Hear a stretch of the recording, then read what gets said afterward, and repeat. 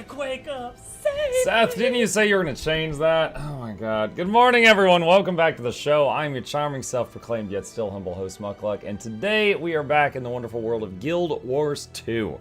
Which is Tyria, by the way. Did you know that? Hello there. We'll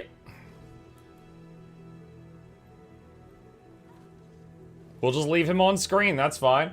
Welcome back, everyone. We are once again visiting the EU servers, and this is the first guy I have met while I'm over here, and I'm just going to assume this is representative of the entire community. Oh, what a day. What a way to start the day. Alright. Hey, Mike, happy Friday. Happy Friday to all of you as well. Congrats on the plushies. Thank you. I am super hype about that. We passed 200 pre-orders, the minimum amount to make the project get off the ground. Very, very happy. What a way to start the day indeed. Yes. Yes, indeed.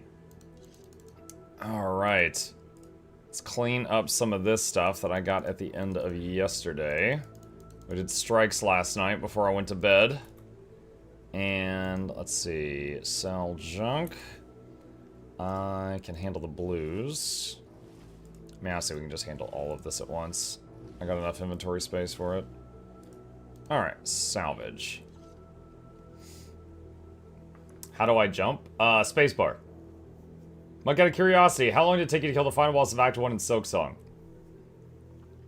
It didn't take me many attempts to kill that boss, but it took me, the runbacks. I remember raging at the runbacks.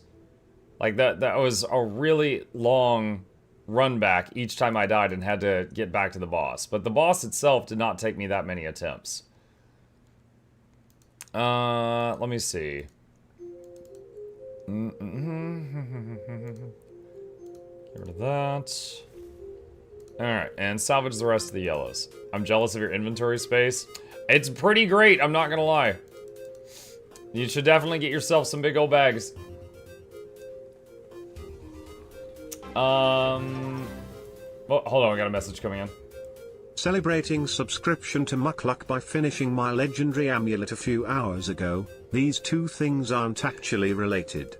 Oh, I could give you a wizard hat as a congratulations with the drops campaign. Congrats. Have you ever tried to solo the dungeons? Yeah, kind of. When my son was working on a legendary at one time, he needed help getting some stuff from, like Honor of the Waves or something like that. So I went in there and tried to two-man it with him, and I two-manned some dungeons with him. And I remember it was fine up until we got to like a puzzle thing, and I think it was Thalmanova Reactor, where you had to get 4 people to stand on buttons, and there were only 2 of us, so we couldn't get past it. Unless there's a cheese or something, but we didn't know it. But, I've done that some. Romper says, Muck, I'm fairly new. I went to World v World and 5 of us encountered a Tempest player. We couldn't kill him, and at some point, after some time, he killed us all. Is Tempest overpowered? Elementalist is an interesting beast. 95% of Elementalist players are not great. Because it has a massive amount of buttons, and so most of them are overwhelmed by that. However, there are very few Elementalists that if they know what they're doing and they know all those buttons and they know exactly which ones to hit next all the time, they are terrifying. They are little demigods. Because they've got a lot of options, but the skill ceiling is insanely high. You might have run into one of those. Do you have a how-to video for the End of Dragons meta thing?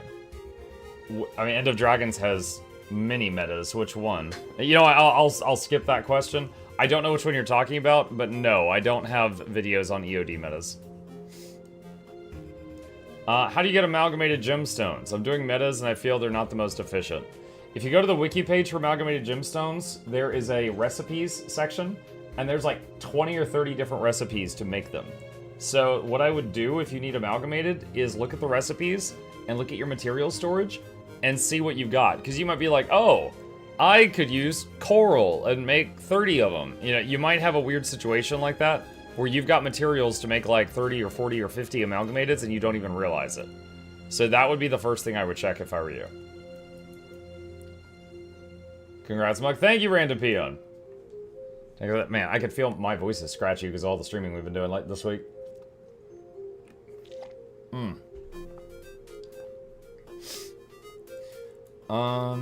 He's talking about me. The Ellie thing? Not in PvP. Yeah, I don't know about that. I don't know about that. Let's see. Let's see what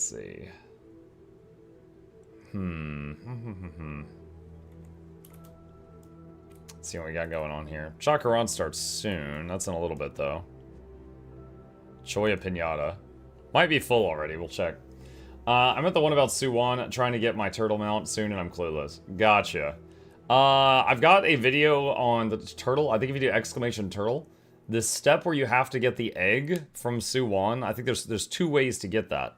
1 by doing the meta successfully, and 2 by, if you fail the meta a few times, you can buy it from a merchant. But yeah, it is a meta with a bit of challenge.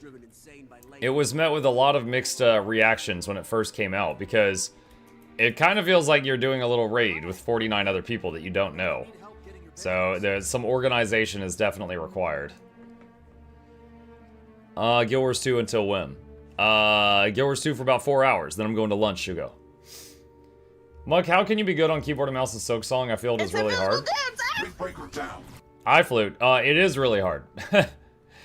Silk Song is probably more difficult than when I did Elden Ring on keyboard and mouse, or Dark Souls 3, or Lies of P, or Black Myth Wukong. I would say Silk Song is harder than any of those. It is definitely challenging. But the thing is, basically, the problem with the controls in Silk Song, I don't think is the keyboard. I think it's the controls. Let me give you an example. Dash and dodge are on the same button. So either you tap the button to dodge, or you hold the button to sprint. That means that sometimes you'll hit the button wanting it to do one of those things, and it will do the other one of those things. Like jump, and wall jump, and gliding are all on spacebar. It just tries to guess which one you want to do. Oh, and double jump. So jump, double jump, wall jump, and gliding are all on spacebar. So sometimes it'll do one of those when you want to do the other one. And whether you play on controller or on mouse and keyboard, it's the same thing. It's all bound to one button. So that's more of a game issue than it is like the keyboard issue. The EOD meta requires people to connect 3 brain cells and actually do more than 5k DPS, so organize groups with boon supports to compensate for people with 3-digit DPS. Possibly.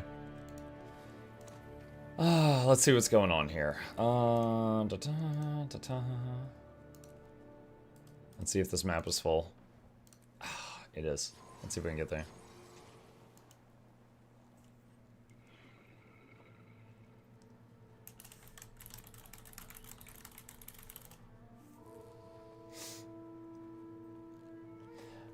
Thanks, helpful guys. You're very welcome.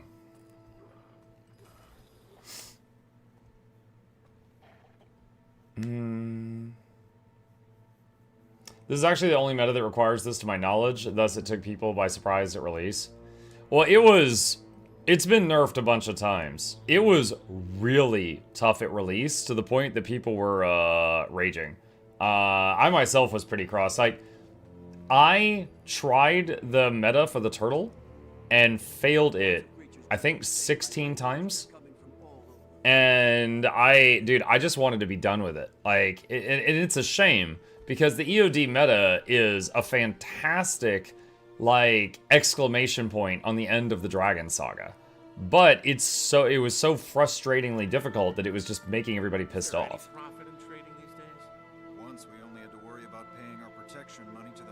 I went for the first time ever last night, and the map was full. We got it down to 15% and lost. I've never been, so I had no clue what was going on. They nerfed it. I didn't know. Its reputation makes sense, though. Yeah, the current version of it is after, like, 20 nerfs. The meta where you fight Soo-Won. Yeah. Yeah, the meta at the end of Dragons. Yeah, it was... let me give you an example, Arcus, about the original launch of it. There's a part of the meta where certain people's spirits get shot out of their bodies. And they have to do this, like, jumping thing as, like, a wisp to get back up to everybody else. And if any one of those people were, failed the mechanic, you could fail the meta. So, you're missing Pinata? Well, yeah, I was in the queue to get there. So you could basically have one person ruin it for 49 other people. So it was essentially like non-consensual raiding. Actually became part of it during open world roaming. We completed it, but it looked close even after nerfs. Yeah, it still requires organization and stuff. You're saying the DPS was tight? Oh, the DPS was tight, but also there was a mechanic where if one person was trolling, it would fail the whole map. So that one troll could fail the whole map. The DPS was incredibly tight. There was also RNG. Whenever Soo-Won would do an ability, her next ability was random. And the issue was that... Hang on a second. Wrong neighborhood. Okay. So there was the trolls could fail the meta. It was really tight. And then RNG. So RNG, when Soo-Won would do an ability, her next ability would be random. Do you know the ability where she would like zoom across the entire arena and swap sides? If you had bad RNG, she would zoom across, zoom across, zoom across, zoom across, and you would have no DPS uptime for like a minute or two. And then you would fail the DPS timer. So RNG was an issue. So they also had to recode the fight that she wouldn't use the same abilities twice in a row and was forced to mix it up. Because yeah, if she just did tail swap, tail swap, tail swap, tail swap, tail swap, you didn't get any time to damage her. So that was her thing. So imagine doing the meta for 30 minutes and then she does that and then you fail because you got no DPS time. So yeah, there was the really tight timers. One troll could end it for the whole map. The tail thing, yeah, it was rough. Like I said, I mean, like I wasn't leading it. I was joining different maps, but I joined like 16 maps that failed it in a row. So at that point I was just like, dude, I just want to get the turtle and be out of here. I hate this place. Oh, also as a side thing, they accidentally had the music for that fight on like DMCA. So streamers like me, our channels were getting struck. So I was getting attacked in real life while I was losing the meta in game. So like I contacted them because I'm on good terms with them and I'm like, yo, what the hell is this? And they were like, that was an accident. Sorry, we'll fix it. And I'm like, okay. And then I went back and then it happened 3 more times. So I was getting DMCA'd left and right for running the new meta as the meta was also bugging out and kicking my ass. It was awful. Like the community was so divided. There was so many tryhards that were like, get good. And then, you know, there was a lot of other people that were like, yo, this is not fair, and it was causing a lot of strife. I remember working on the Primordius skin for Gen 3 Axe that required a specific event in Cursed Shore to fail in order to trigger another event for the achievement. It took days of waiting because people kept causing the event to succeed. I haven't done that one. Pinata dead? Yeah. Pinata dead. What was that thing? Oh, that was the Pinata boss. Drops really good loot, but it's only alive for like 5 seconds, so you gotta hit it quick. So the reputation stuck because people... Oh, shoot. Yeah, whichever one of my mods is deleting comments, just leave them in the queue so that I can read them, please. Alright, I'm sorry. Whoever started typing a sentence that started with the reputation stuck, it got nuked. I didn't see the message. Doing jumping mechanics under stress with a bajillion people is just flat out difficult for a lot of players. It's not a troll or... Well, yeah, that also. There were some people that weren't trolling, right? But the point was there were some people in the map that were doing things like, pay me 100 gold or I'm failing the map. Right? Like, that was a thing. There were people that were holding maps hostage. The reputation stuck because people might just have sworn off the meta altogether and would not do it even after the nerfs due to a bad first experience. That's a lesson for game design if ever I saw one. Yeah, that's part of it, yeah. The reputation did stick for a long time. Like, I went back a couple times, but even to this day, like someone in chat just a minute ago was like, yo, I just saw this meta for the first time and it failed. It's still challenging. You still need a commander that knows what's going on and is, like, calling out assignments. Like, group 1 through 5, go west. Group 6 through 10, go east. Blah, blah, blah, blah. Yeah, like, you still need some coordination, even today. The RNG seems to be crazy sometimes for it. Like I said, the worst in the past was when she would do the tail thing, and the tail thing, if she spammed it, it would just result in you would have no time to hit the boss over and over and over. So it's better than it was. I'm not saying it's perfect, though.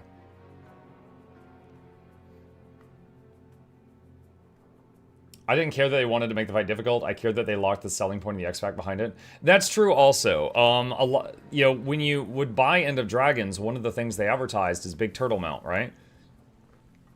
Then you had people that were trying to get the Turtle Mount, a selling point of the expansion, and it was locked behind this meta where people were like, you know, demanding 100 gold or I'm gonna fail you, and just crap like that. So it's like, why is the selling point of the expansion behind this wall, you know? And then later on, they added, like, in addition to trying to fix the meta, they also added a second way to get the turtle, which was like, you know, you complete the meta, you get the egg, or if you fail the meta a couple times, you can use the currency you earned to buy the egg. So they added an alternative, which IMO, that was an okay way of handling that. And then, like, I've got the turtle guide, exclamation turtle, if anybody needs that. Muck, is the guild note in Discord up to date? If so, is there a potential to start another one? Is the guild note in Discord up to date? Hey, look, it's the Tree of Birds. How are you? Are you talking about for, like, the guild recruitment tab? Or something else? Like the guild invites tab?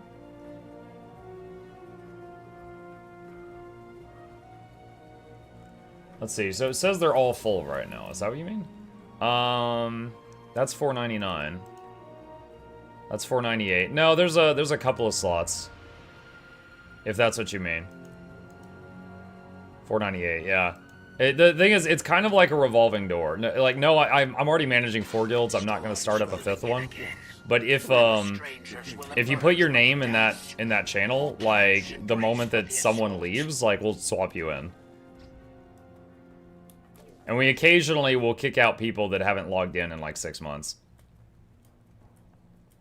Copper. Ah, it's too early for that. Where do I get a damage meter? I don't see one in Blish HUD. That is true. Blish HUD is an overlay, not an add-on, so it's not able to run a damage meter. If you want Arc DPS, this right here has a link to a bunch of add-ons. Arc DPS is one of them. Is there any event, strike, fractal, or raid you wish they would make more difficult? More difficult? I mean, okay, so like the Shiver Peaks Pass strike mission is so easy you can kind of auto-attack your way through it. It could serve to be more difficult, but at the same time, it's also excellent for getting people to try it. Because there's always some people that are super, super nervous about going into their first strike, right? You take them in there, and then they're like, oh, this isn't so bad. And then you could take them to like the Bears, which is just a hair tougher. And then you could take them to Freynier, which is a hair tougher, you know? So it's like, yeah, it's stupidly easy, but it's good for getting people like eased into it, you know? So it serves a purpose, even though it's like, you know, dumb easy. Oh, nice. There were some world bosses that were updated. Yeah, the world bosses in the starter zones, like Shadow Behemoth and Svanir Shaman Chieftain and the Jungle Worm, those were, Fire Elemental, those were like buffed and given a makeover like a year ago so that they are more powerful. Like Fire Elemental has a shockwave now that you could jump over, and if you get hit by it, a little tip pops up and says, hey, you could jump that. Hey Muck, is there any way to tell if I'm doing enough DPS to not hold back my group if I join strikes and stuff? I got our DPS, I went to the arena and beat on the Golem, but I don't know what kind of benchmarks for unbuffed solo DPS and where I should be. Also, hello, nice to meet you. Okay, DPS. First of all, let's clear the air right here. If your whole group is doing 10k DPS per person, you can clear like 95% of the content in the game. Now, that's because of power creep. 10k DPS was great for everyone a long time ago, and they don't buff the bosses, you know, beyond what they were at launch, really. So, that is the start. However, I would say with very little effort, you should be able to get to 20 to 30k, right? Like, and then if you're like one of the just cracked out people that's really good, better than me, maybe 40. Now, how would you do that? It's like, one, if you, you said unbuffed. No, not unbuffed. I'm saying with buffs. Like, if you're in group content, you should simulate being with other people. That means you give yourself the usual buffs, so like 25 stacks of might, fury, quickness, alacrity, things like that. And then you put 25 vulnerability on the target golem. That's how you get a realistic number for what your damage would be when you're grouped with other people. I just ordered the new plushie. Yo, that's awesome, Bertree. Thank you so much. I hope you enjoy it. But yeah, like, for example, when I'm in a squad, on my quick untamed, I could do probably just shy of 30k DPS while providing boons. Now, a pure DPS that's not providing boons should do more damage than me. But a lot of people don't put in the same effort into their builds, so I often end up higher on DPS on the meter. But if they were pure DPS and they put in as much effort as I did, then they might be doing 35k plus. So go buff myself up full and then be on the golem. Right. Now keep in mind, in the golem training room, there's that console you can interact with. It'll give you the buffs and you can put the debuffs on the golem. You don't have to make other people stand there if you didn't know that. And then, yeah, then beat on the golem and see what you can do. A quick example, a Reaper is super powerful in open world, and it's partly because they have every buff they care about. A Reaper can give themselves 25 might and quickness and put 25 vuln on their enemy while wailing on it, even when they're completely on their own. So when a Reaper is completely alone, they almost have every buff they care about from a raid setting, which is not something everybody else has. But yeah, when you're in a group, you basically just like, all right, in any decent group, I'm going to have quickness, I'm going to have alacrity, I'm going to have might, I'm going to have fury, etc., etc. Please stream for a long time because I need the outfit. Bernardo, I will be here for 4 hours, but then I'll raid someone else, so you'll go move it over to them and you'll still get it. The storm nears even more. Our time for preparations will escape us soon. Is the storage upgrade bundle available in the store, and how much gems will be saving if we buy it? I'm at work and still would love to buy it later tonight. So, Zeus, it will show different for me because I already have some of the stuff in the bundle. So if you look here, like, I already have this, so it's not showing me this. However, I think for you, it would be, like, 1,500-ish gems, and it's, like, getting all that stuff on a 20 to 30% discount, which is pretty nice. So, yes, if you are interested in storage, it is a decent deal. Mug, can you briefly explain the differences between raids and strikes? They seem the same to me. Sure. Raids have more story. There's an entire story. There's a whole novel basically going on with what's going on when you're traveling through the raids and you are, you know, getting through there and figuring stuff out. There is trash mobs, there is story beats, there is bosses periodically, things like that. Strike mission is kind of like a copy of a notable fight in the story, and then you go in there and you just enter a room and it's just you and boss fight. There's little to zero trash mobs. You just go in, fight boss, get money, get out. That's it. Strike missions in general are easier than raids, and they are meant to be kind of training wheels for easing someone into raids. So, you know, you do strikes, you're like, okay, this isn't so bad. Then you go into raids after that if you want to, and then you could do challenge mode strikes and raids after that. Now, very important distinction here, challenge mode strikes are insanely tough. Challenge mode strikes are not the training wheel things, they are challenge modes. So I am talking about normal strikes in general are much easier than normal raids. They are meant for learning. Another thing is strikes have loot reset every day. So if you do strikes one day, you can do strikes again the next day and get big money again. Raids reset once a week. Raids have better loot than strikes, but you can only get that loot per boss once a week. There are some raids that are easier than some strikes. That is true. There are, like, the easiest raid bosses are easier than the hardest strike bosses. But the easiest strike bosses are easier than the easiest raid bosses if you're doing a one-to-one comparison. Thank you. I was supposed to join raids yesterday, but ended up just watching. I really didn't get the difference. Yeah, they're both 10-man, but strike is just walk in door, kill boss, leave. Raid is walk in, and you're in there for a bit, and you're, like, following through a story. What is your Guild Wars 2 hot take? As in Bram is a great character hot take. Quickness and alacrity should be removed from the game. And they could be partially baked into everybody baseline to soften the blow. There's my hot take. We have way too many builds in the game that are just like, oh, well, you can't play that because it doesn't provide quickness or it doesn't provide alacrity, so get out of our group. You know, we are hooked on those boons like they're drugs. And we need to tear ourselves away from them. That's my hot take.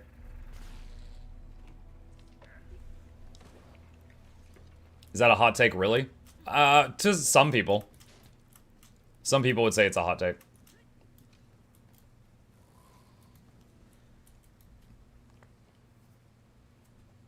In Blisshood, is there a pathing only for story missions?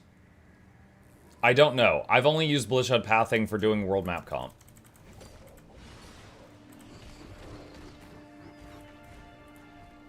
Hi, Mugga Chat. Hi, Ophid.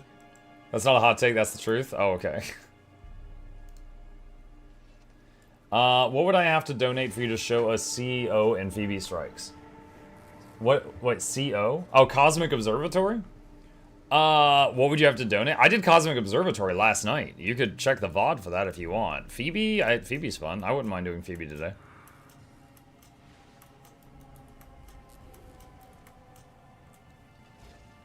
Phoebe, I actually did the challenge mode of it. That was insanely tough.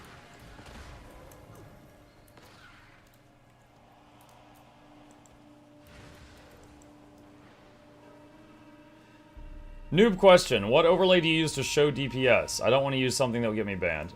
God333, that is totally fair question. So, for a couple things. One, the overlay is called Arc DPS. I'm going to link you a webpage with a bunch of add-on guides. There are a couple there that include Arc DPS. Any of those should work.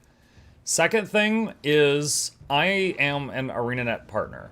And the reason I say that is I have a lot to lose if I get them pissed at me.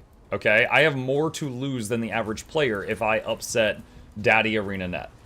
And so, with that said, I can confidently tell you, this is fine.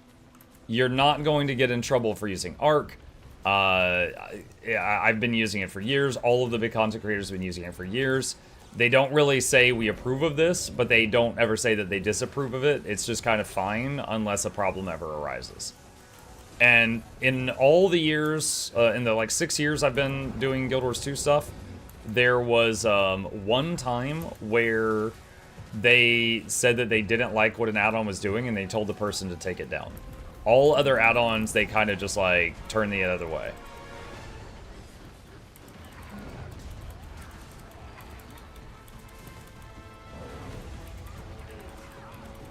Hey, Muck. Hello, King. Just don't be a big meanie about the numbers. Oh, yeah, for sure. I mean, that should go without saying for any game. You shouldn't be being a jerk about it. But it is excellent for when you're testing your own stuff and trying to see how well you're doing. Yeah, you don't even have to tell other people that you're using it.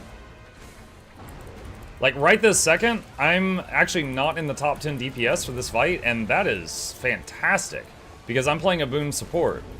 So usually when I'm in the top DPS, that means I'm not grouping with people that have tried very hard on their build. So I'm actually glad to see that.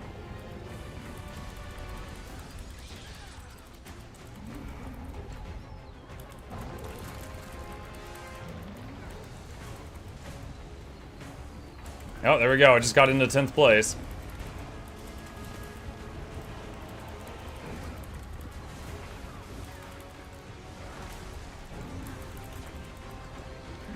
I'm gonna AoE res those folks.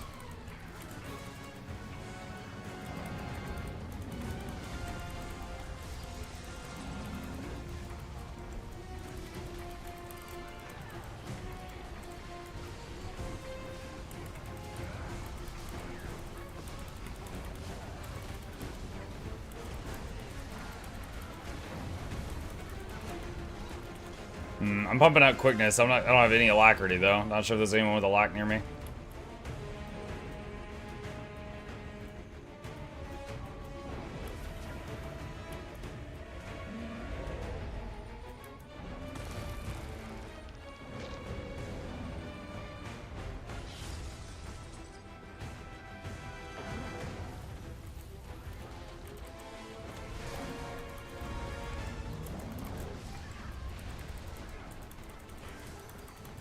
Which strike is the easiest entry-level one for noobs? Shiver Peaks Pass in Icebrood Saga.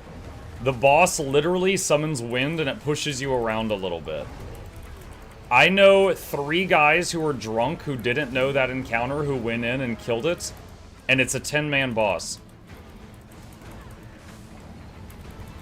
It is like a pinata, basically.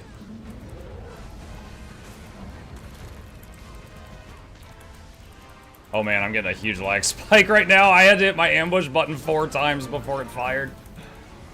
I am connected to EU right now. I like how the guy says mukluk bobble. Mukluk bobble, mukluk bobble, mukluk bobble. Thank you, Azarai.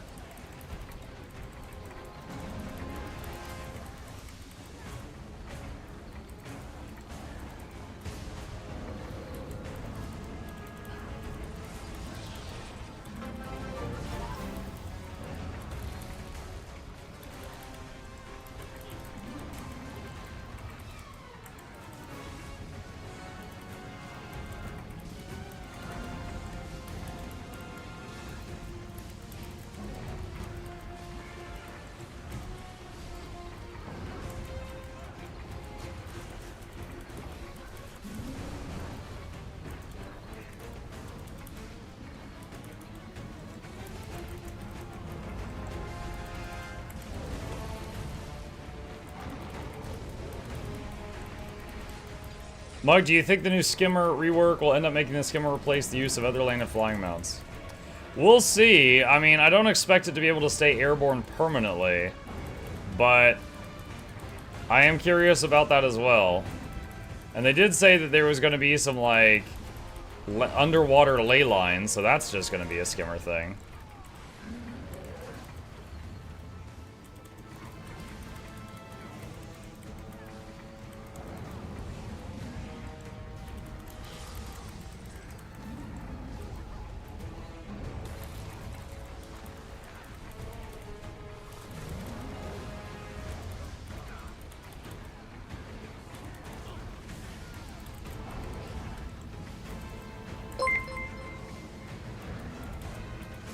Utto__Lakoa raided my stream with 41 viewers. Atoa, thank you for the raid. Appreciate that. Welcome. Hello, hello, hello. Hope you had a good stream. We are currently just doing some open world bosses and chatting right now. Imagine if next expansion we get ley line riding turtles. I hope not. That would be really stupid.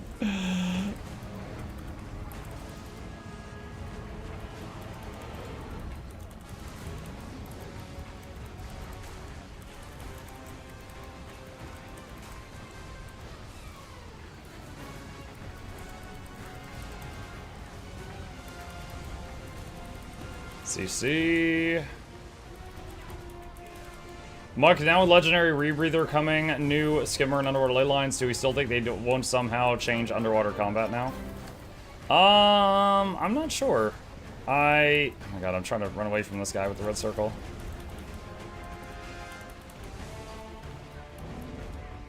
I'm not sure. So, underwater combat, I love the underwater combat in this game. I wish it got more attention, but it's hardly been touched since the launch of the game. It would be a really pleasant surprise if they did more stuff with the underwater things in my eyes. I don't know if that's what they're going to do, though, because it's also possible they're doing the Legendary Rebreather simply to complete the Legendary set. It's the only piece of armor we don't have a Legendary for. Like, that might not mean underwater. It might just be that they're finishing the set because players want that.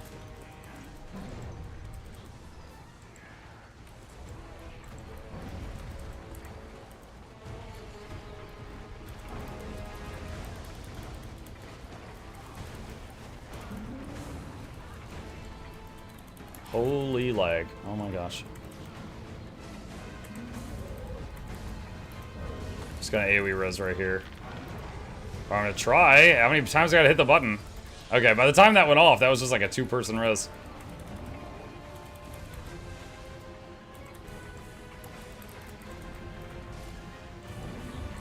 They are updating the skimmer. Yeah, they are updating the skimmer. Yeah, we know that. Do you think Guild Wars 3 will be more stylized like WoW, or will it stay like Guild Wars 3 2 graphic style? I don't even know if they're making a Guild Wars 3.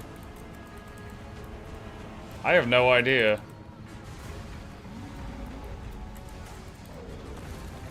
Like, one question, like, between Guild Wars 1 and Guild Wars 2, there was hundreds of years had passed. So let's pretend they are going to make a Guild Wars 3. Let's just say that it's like, okay, yeah, this is happening. How much time is going to pass? Like, is it just going to be like, it just picks up a day later? Or is it going to be like 500 years in the future? And all the Char are already dead? Guild Wars 3 was confirmed? Show me a link. And I hope you're not about to tell me about that mistranslated report for the stockbroker people. Or the shareholders.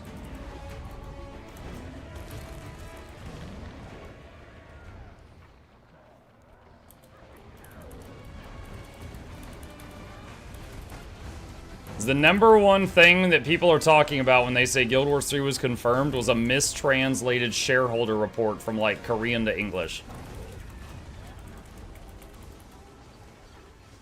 How long till Skimmer live stream? I think it's in like 4 hours. I won't be live when that happens, so I'll be watching the VOD of it later tonight when I come back.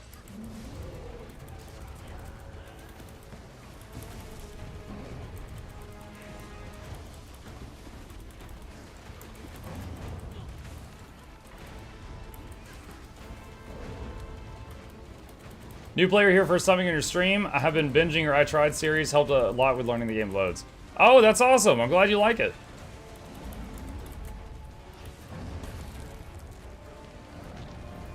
Thanks, Smoke. Sure. How does one mistranslate a number? I don't speak Korean, so I don't know, but that's been the general understanding that that one got debunked.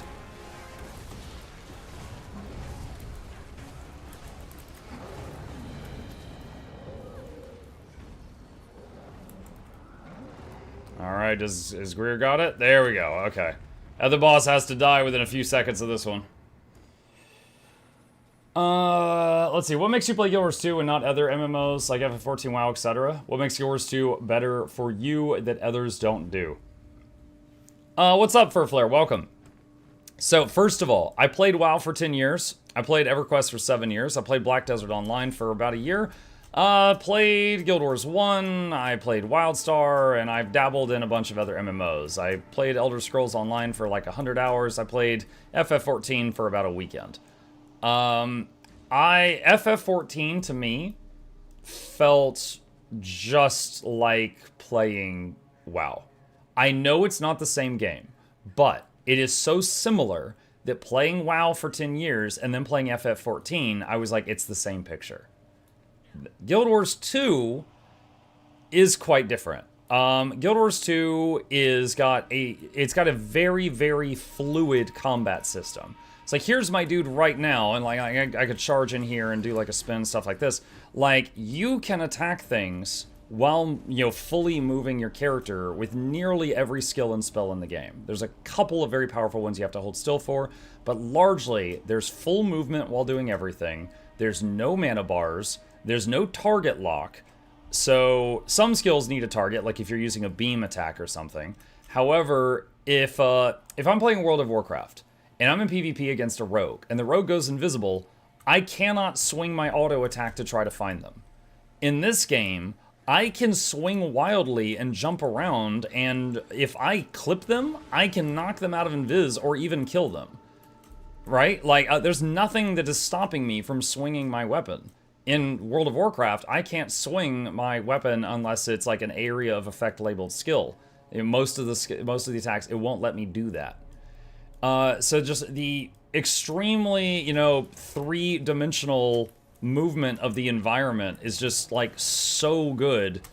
You know, you can get around and do lots of things, and it feels so slick. It feels so freaking slick to use it. Coupled with that, you know, another thing I love about this game is the build diversity. In World of Warcraft, again, I'm using this as WoW as an example a lot just because I know a lot about WoW. I don't know a lot about ESO, so I couldn't really make comparisons to that. In World of Warcraft, a hunter's a DPS. I don't care if they're beast mastery, survival, marksmanship. I don't care. You're just a DPS. What's your number? Nothing else really means anything. In this game, the hunter's comparison would be the ranger. This is what your build looks like, okay? The ranger, you know, you've got 8 different specializations. You pick 3 of them. And then after you've picked 3 of them, in each of them you make, there are 3 choices to make. And then up here you choose your heal skill you want to use. You choose 3 utility buttons to bring and an elite skill. You choose weapons, and each weapon has its own moves. So I'm using a hammer right now, and also using double maces. So the mace in my right hand is these 3 buttons, the mace in my left hand is these 2 buttons. So these are left-handed weapons, and then these are right-handed weapons. This is a 2-handed weapon. It has 5 skills. I also, as you know, get to bring 2 pets with me because I'm a ranger. So the build diversity is huge. Oh, and then there's also stats too. So you can pick the stats on your equipment that you're going for. So you can pick equipment that's got, just power damage, just hit them in the face. Condition damage, that's a whole bunch of dots. Healing gear, tanking gear, anything in between. There's a million in between sets as well. You could be half a healer that also does half a DPS worth of damage if the group doesn't need a full healer. Things like that. So it's just so dynamic and fluid, and there's a lot of depth to the build diversity and stuff like that. I really, really love it. And I loved WoW. I led server first in that game. It was fun. I couldn't go back to it at this point. I could not go back after playing this. Where can I read what power and toughness and etc. mean? I don't know if I have a video on that. I can give you a crash course real quick. But the wiki would have a page for that for sure. Hold on. Let's see. Gear grinding. Oh yeah, that's another thing. In games like World of Warcraft, every time they add a new expansion, they raise the maximum level usually, right? In this game, they've never raised the max level. So you do not have to, like, grind to get the same gear at a higher item level. That's not a thing. You get to max level pretty quickly, and then there's just 10 years worth of stuff they've added to do at max level, and you can do whatever you want. So it's horizontal progression rather than vertical progression. So talking about like stats and stuff like that. Power is just how hard do you hit the guy when you hit him with a direct attack. Precision is your critical strike chance. Ferocity is critical bonus damage. So when you get a crit, how hard does it hit? So power, precision, and ferocity are best friends when it comes to just dealing direct damage. Toughness is armor. That just reduces how much damage you take. Vitality is how many hit points you have, basically. What else do we got here? Let's see. Condition damage. That's bonus damage for dots. So burning, bleeding, poison, things like that. Healing powers. Bonus healing for healing abilities. Expertise, it says it right there if you mouse over it. It extends the duration of dots by up to double. And then concentration extends the duration of buffs by up to double. So if you're buffing teammates, this would be an important stat for you. And that's most of it. Doesn't toughness make you a target for bosses? There are 28 raid bosses in the game. And the toughness thing is for like, I don't know, 5 of them? Less than 10? That does not apply to anything outside of raids. Strikes, fractals, it doesn't apply there. It's some raid bosses have that mechanic. Can I stick on a boss as a target? That I don't switch targets. When I play my Spectre, sometimes I put my whole rotation on a teammate and heal them. Can I stick on a boss as a target? I mean, if you just, like, press tab, you target whatever's in front of you that's an enemy, and then you could just shoot it. I guess I don't fully understand your question. Toughness still reduces the damage you take, it's just not for threat in some cases. Yes. Yeah, there are some bosses that the highest toughness person in the raid is the tank, and the boss will chase that person. But most, like 99% of the content in the game, that factor is not there. And then everywhere, including the boss thing, toughness will reduce the impact damage you take.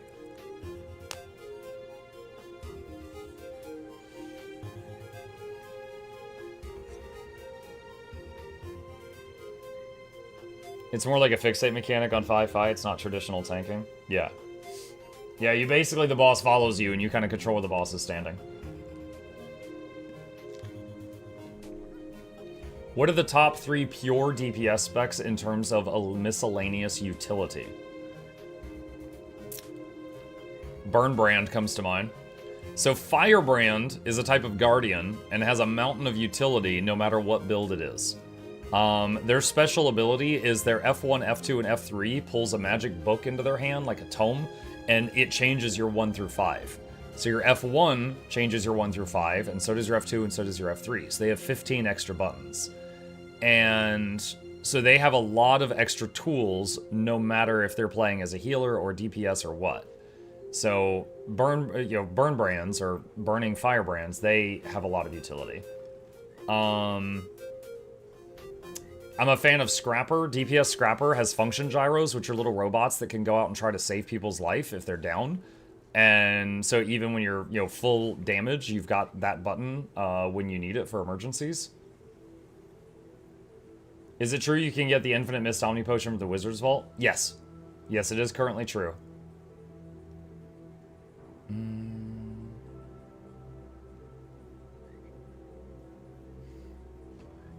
Scourge has a lot of built-in Connie Cleanse. Yep, DPS Scourge adds a lot of barrier to their team.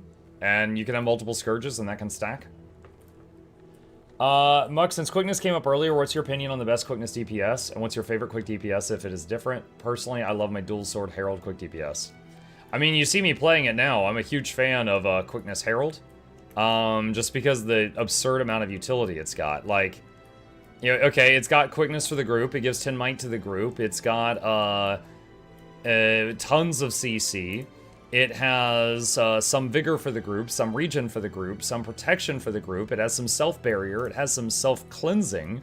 It has some self-stability. It has boon rip. It has projectile block. It has a 10-man emergency res for the team if they need it. It has an self-invulnerability. It's got a lot. So this is my favorite quick DPS. Now, is it the best one? I don't know if it's the best one, but it's my favorite. It's got a lot going on. As far as best, I mean, quickness providing Firebrand. Again, friggin' Firebrand is so good. Quickness Firebrand is really good with a ton of utility, so there's an argument could be made that that's the best one. Since when do heralds have pets? If a raid is asking for 50 KP, is that 50 actual kills or 50 items from the boss? Burnout, what they're saying is you need to make your own raid. Alright, I really want to stress something here, you guys. I have 9,000 hours of this game. I've made 200 guides for this game. Thousands of miscellaneous videos for it. I have never joined a group that requested Killproof. That noise. Don't do that, right? Just make your own group. Watch one of the Get to the Point raid boss videos. You'll know how to do the boss in about a minute. And then just put in the group finder, new group doing boss, watched guide. You don't need to do that. Now, the answer to your question is boss items, but you don't need to do that.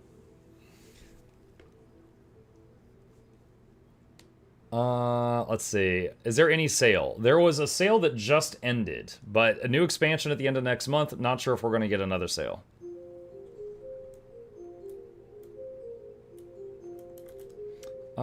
Let's see. What else we got? Battle for the JC. Jakar, Dangerous Prey. Someone said Convergence is about to start. Could see if there's a public group going for that.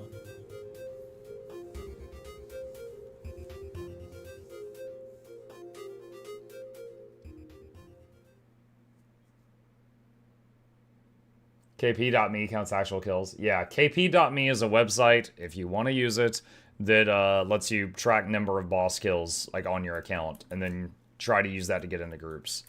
I've not used that myself. Let's see, join public. Let's see if anyone's doing this right now.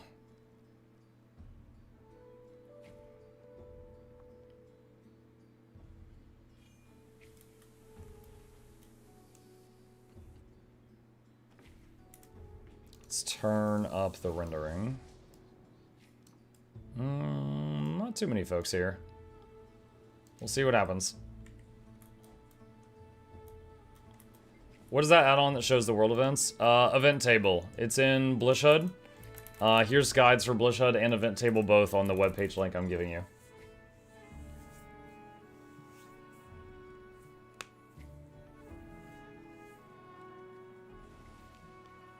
Because you're late? Eh.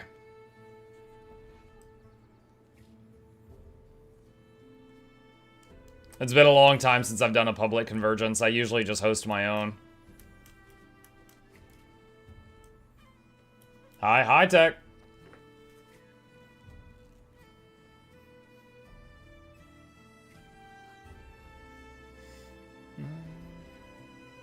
Ask the tag to ping his KP, tell him it's too low, and leave the squad.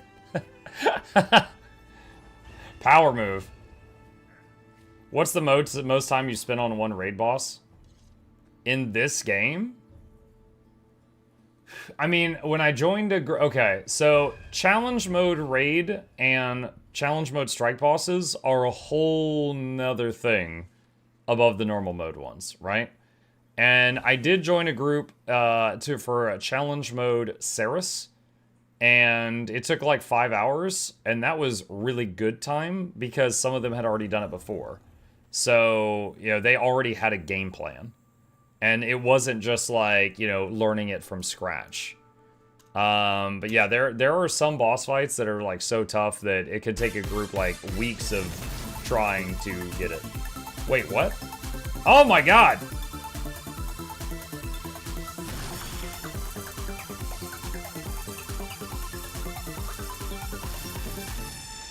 Oh my goodness, TechZoon with 20 gifted subs out of nowhere. Thank you, Tech. Mugler Douglas, well thought of you, Reginald Esquire, the fourth, this is Johnson yourself as the third. Welcomes all of you to the lab. Hope you enjoy your stay. Entertainment is on the way. Crank up the speakers, touch the speakers, giveaways every week. Please take a seat, but you're lonely near the edge. Welcome. Was it CM Ceres or Legendary CM Ceres? It was CM Ceres, the middle setting, which still took, you know, a bit of time, right? Like, it's still challenging. But, yeah, it's... Legendary CM is even tougher. I could pull up a few seconds of footage from that. Hang on a second. Let's see. Okay, hold on. So, that is a link to it. But just to show the fight here. Hang on. I'm just gonna, like, jump into the middle of it. Wall incoming, jump wall incoming, jump wall incoming. Oh. So those are the only random things in this encounter. Here, I'm gonna speed it up. The mechanics that are in the split phase, basically. Stand between circle and heart. We have the green incoming Scourge Porter. Take it, stand on it, take it back as soon as AoE disappears.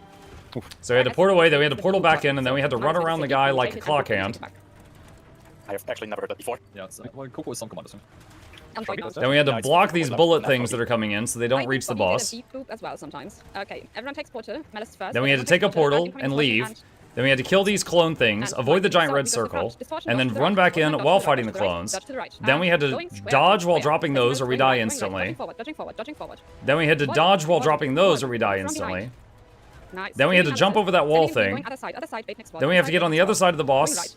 And then we got to run around the clock hand. And we got to group together because of this green circle thing. And we have the really bad collection, so take the portal and then we have to take the portal and teleport away from the bomb, then take the portal back, and then block the bullets. Towards north. This is Star. Star is north. Check the Scourge Portal there. And take the portal out again, and take the portal back again. And take the next portal, and run out to the outer wall, and split up and drop these red rings, and dodge when they drop or we die instantly. And then we had to kill this ad and group up in the green circle. And then we had to drop these circles and dodge to the left or we die instantly. And then we had to portal on top of the boss, and then run around him like a clock hand again. And then there's another clock hand, then we had to jump over that wall. And incoming collection. Look where the orbs are. You get the idea. Now, this is challenge mode of a boss. This is the top 1% toughest content of the game. There's a couple of fights that are tougher than this, but this is like, if you took all the game and content and put it on a list, this is like the top 1%. But it is up there. And yeah, I did this once. For, you know, basically I joined a group. Some of them already knew the fight. They had the script. And that's the part that takes the longest, is figuring out the script. You know, like what exactly needs to be done to get this guy dead. And these guys already had the script, and it took us 5 hours to execute the script. And we also, like, you heard her talking. That was our raid leader. She did a fantastic job of narrating what we needed to be doing at any given time.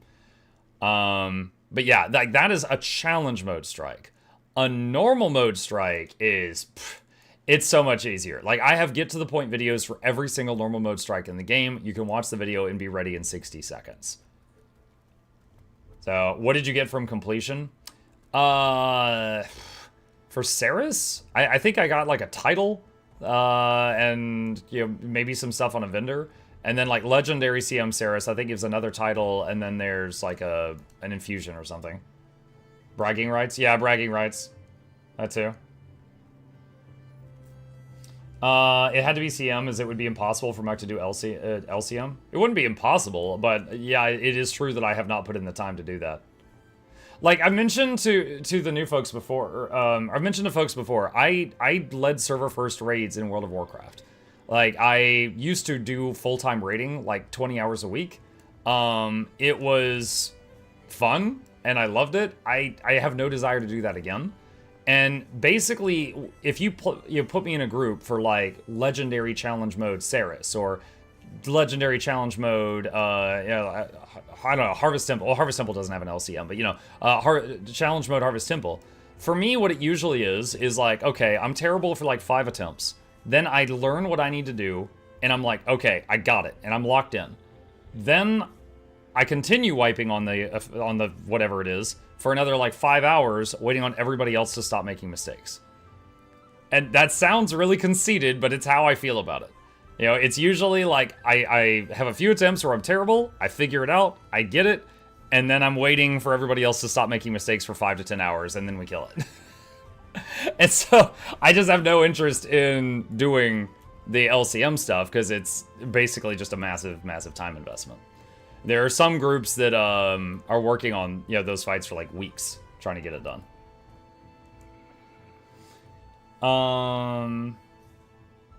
Let's see. Ogre says, as opposed to a WoW raid where you could have ended up with absolutely nothing at the whim of the raid runners. Are you talking about like the item loots?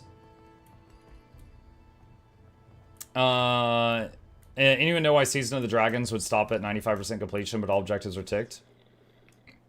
No, I have not heard that. So in hardcore, the people that suck don't survive for the most part. Yeah, true.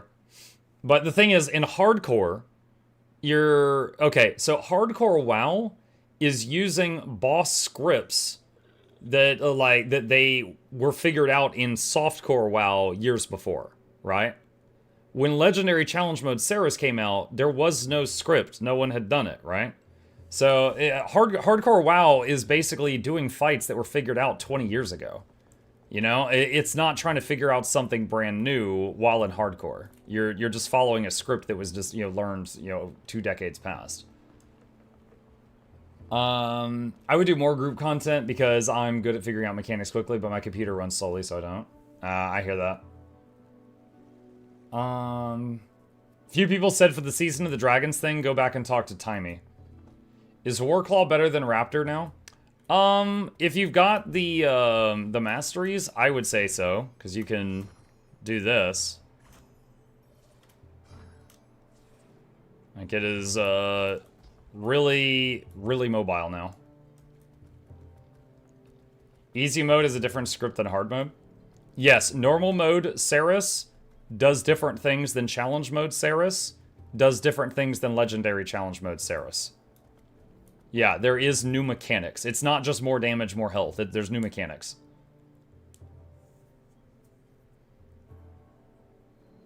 Mike Heisen was able to get VOE. I know. I pinned a comment under today's video about that. That's awesome. Learning curve is easy. Finding the right team is not. it can be both, yeah. You're saying WoW raids are easier than CMs and Guild Wars 2? No. I said WoW hardcore. Because someone specifically brought up WoW Hardcore. And WoW Hardcore is not current WoW. WoW Hardcore is from decades ago, right? And it's just no dying. And I'm saying those fights have been figured out, right? Like the people that are doing WoW Hardcore Cataclysm, like, I was leading server first of Kata like 15, 20 years ago. Like, those fights are figured out. They're just following a script that's already discovered, right? But the people that were doing like legendary CM a year ago, like, no one had figured that out yet. So there was weeks of people dying because no one had a script.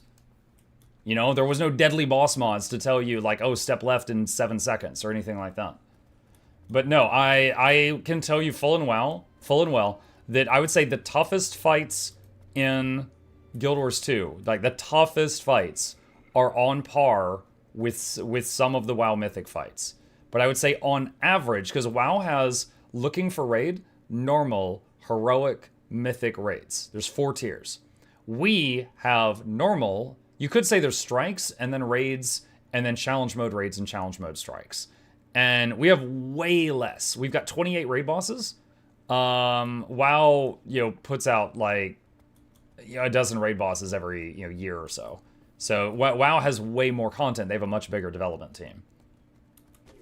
But yeah, mythic raiding is extremely challenging.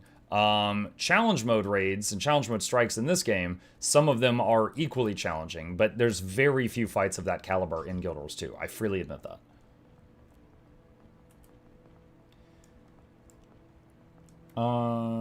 Let's see. So if you do a hardcore raid, your paladin dies, is the group just over now? So Zaku, in hardcore WoW, it depends on the party. There is tricks to save your character, like Petri. There's a potion that makes you turn to stone, and you're immortal, and you're unkillable, but you can't do anything. You're stunned for like a minute. So if you drink a Petri potion and leave the group, it will say, hey, you're not in the group for this instance. You're going to be kicked out to Orgrimmar or Stormwind in 60 seconds, unless you rejoin the group. So you leave group and drink the Petri, and then while you're stoned, the timer's ticking down, and then you get warped out of there after 60 seconds. That's one way to save your character if someone crucial in the raid dies. If you're a paladin, you could just like, bubble hearth and try to get out of there. Stuff like that. Like, there are really cheesy gimmicks to save your character if you wish to use them, if someone crucial goes down. But it depends on the group. Good morning, Muck. How you doing? What's up, Stormheart? What's good? I'm kind of just running in circles and talking right now. What's new, right? Dumpling says WoW's mythic rating scene is plagued by all the crap guilds require of you thinking it's necessary. I don't know much about that. Like I said, I did WoW for about 10 years, and that ended when my son was born. So, and he's 13 now. So, from 23 years ago to 13 years ago, I was raiding in WoW, and that was my nerd glory days, I guess. So most of my storytelling comes from that. Mike, I'm trying to throw dust and orb crystals into the Mystic Forge to make gemstones. For some reason, it won't let me. Am I missing a recipe or mastery? There are no recipes you have to know for the Mystic Forge. That means that something you're putting in is not correct. So you need to double check the recipe and see what you're missing. As you do not have to have any recipes unlocked on your account to use the Mystic Forge. It's just stuff goes in, stuff comes out. That's it. Hey everyone, what's up, Wolf?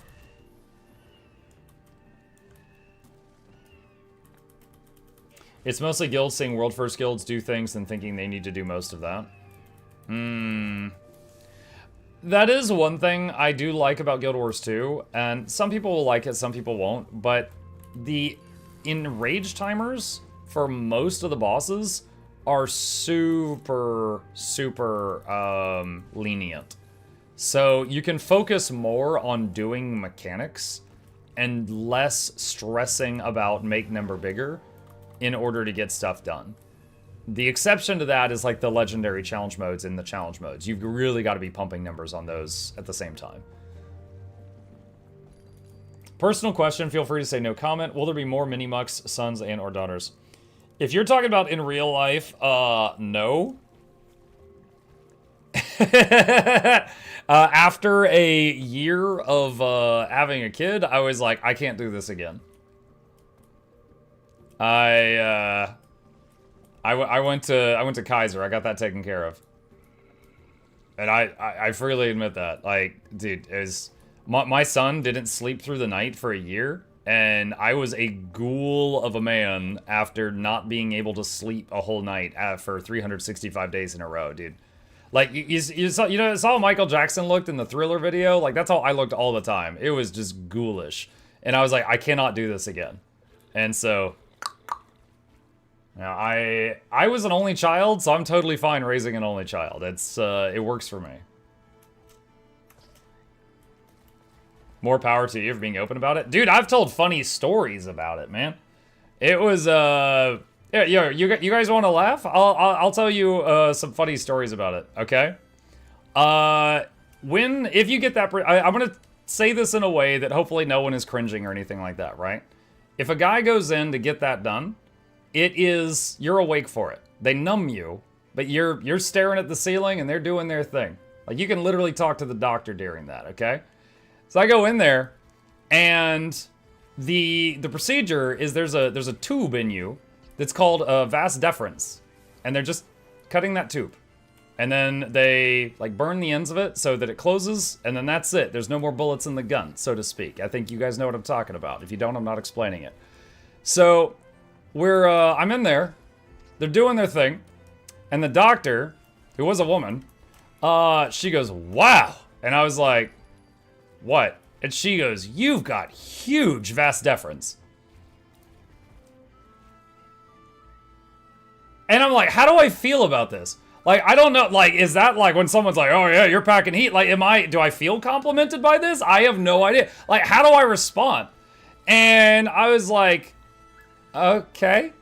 And I was like stuttering, I was stumbling over my words. And I was like, is that a good thing? She's like, well, she goes, chat, I'm quoting here. I'm quoting. She's like, well, you should be, God, I feel bad saying it even though it's a quote. She goes, well, luckily you're not Mexican. Now, this was a black female doctor. And I was like, why should I feel lucky for that here and now? Like, what? And she goes, oh, historically, she's like, they're known for having very small vas deferens. And I was like, okay. And she goes, let me put it this way. Are you feeling any discomfort? And I was like, I mean, barely. And she goes, okay, if I had to root around in here to find what I'm looking for, it would be times 10. And I was like, okay, I guess I'm glad I'm not that today. Like, it was so awkward, you guys. This lady's rooting around in there, and she's like, oh, be glad you're not X-minority. And I'm like, what? Like, what are you talking about?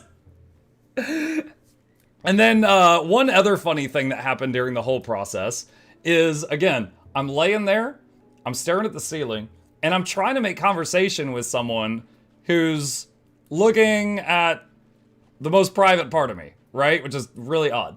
And I was like, I'm trying to make conversation. And for some reason, I decided it would be a good idea to say this. And I was like, hey, I got a question for you. And she's like, what's up? And I was like, well, you know how for guys, like, sometimes they're cold and sometimes they're warm? And she's like, uh-huh. And her tone of voice is like, this ain't my first rodeo. And I was like, is it tougher for you to do this procedure if the guy's cold? And she gestures at this big lamp that she's got, and she's like, you see this big lamp? And I was like, yeah. She's like, that's not because I can't see.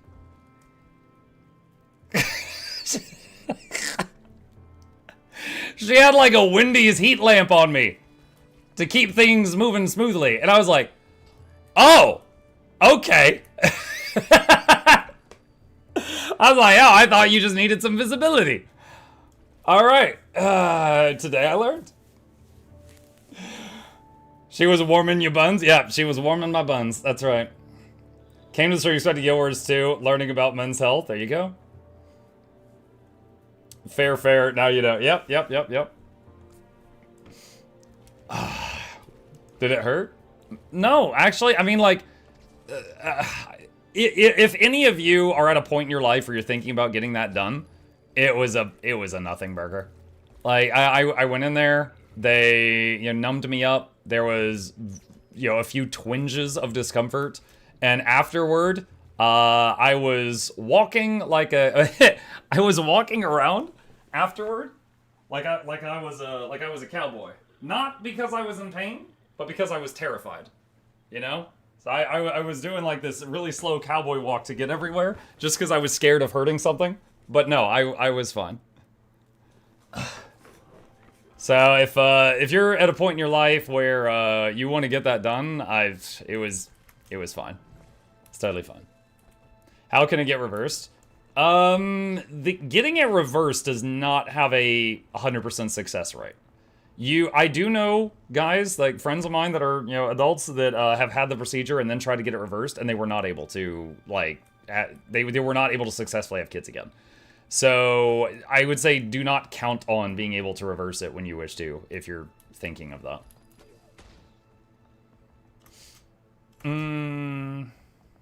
Success rates can vary wildly. Yeah, there is you can basically give them a sample every year or so and get checked to make sure there's still no bullets in the gun. But for me, it was 100%.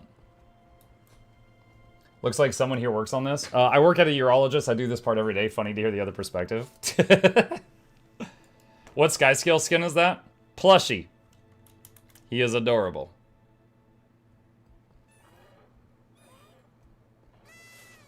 He breathes confetti. How bad is the recovery period? I went to work I took off work on Friday. I did it on a Friday. I went into work on Monday, and I was just making sure to walk really slow for like a week. It was, the healing took time, because your body is basically getting damaged, right? So, down there, a huge bruise formed, and then it healed over the following weeks. But, I was able to just, shuffle around, move slowly. I could go to the restroom just fine. Yeah, all that was normal. It was fine. You got 100 Vuln stacks? Yeah, yeah.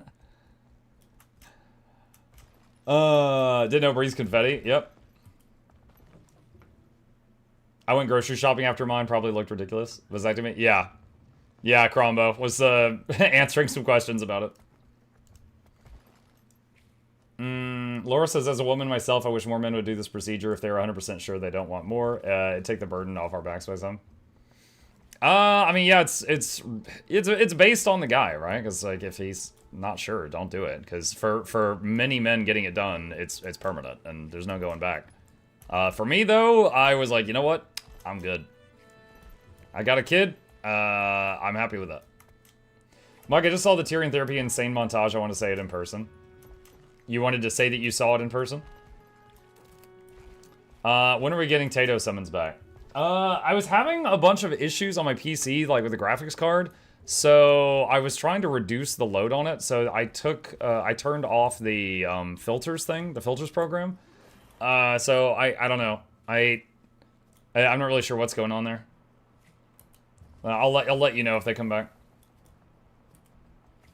I had 2 days off work after mine. I was building with Lego.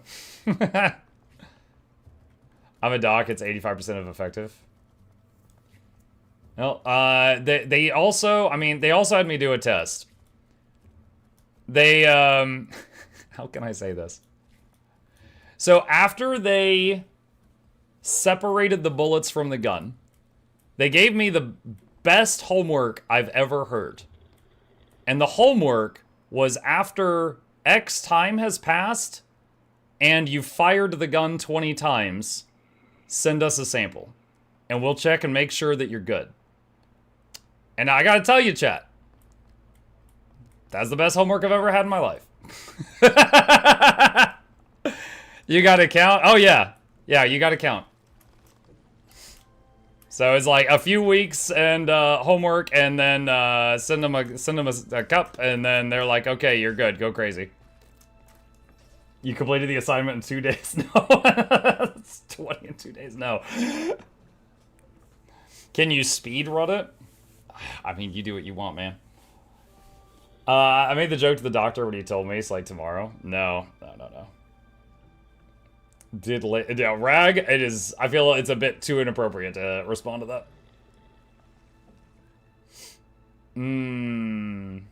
How not safe for work is this chat? This is what I would classify as Disney humor. I am telling jokes about dirty things, but no child would understand the jokes. And we're gonna keep it there and not go beyond that. You guys ever gone back and watched like a cartoon you watched as a kid and be like, oh, I didn't even pick up on that? Like, that's what we're going for here.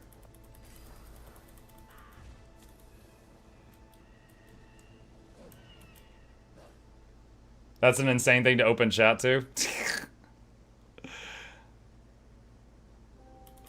Anyway, VOE. Anyway, VOE.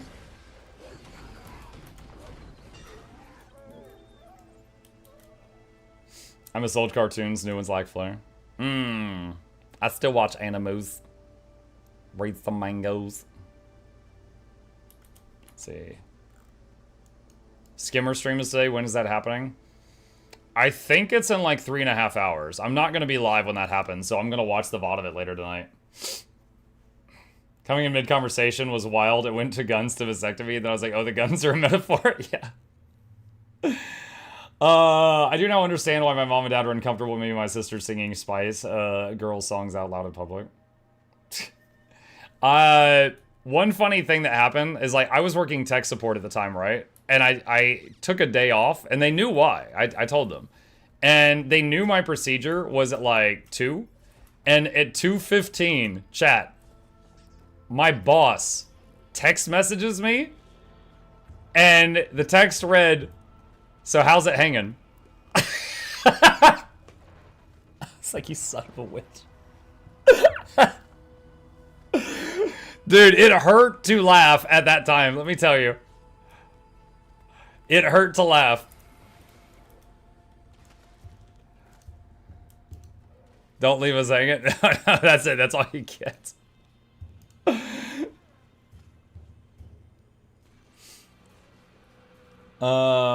Which legendary should I get from the kit? I'm tempted to go for the Moot, even if my Mace Soul Beast would be the only one using it.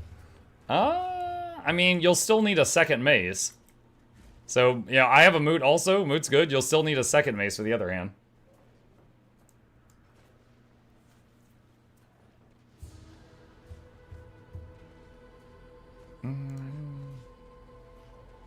Honest question, does anyone here actually know how to play the Pokemon card game? No, I bought some packs when they were getting really popular. I had a Charizard. It got stolen, though. Kids are jerks. But no, I never knew how to actually play the game.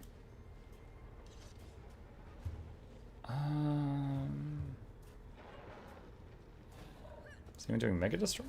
Just need something to hit. Are legendaries unique equipable? No. Like, okay, there's a one-handed sword called Bolt, right? You could get 4 of bolts, and you could have 2 in one, weapon set, and then weapon swap to the other 2.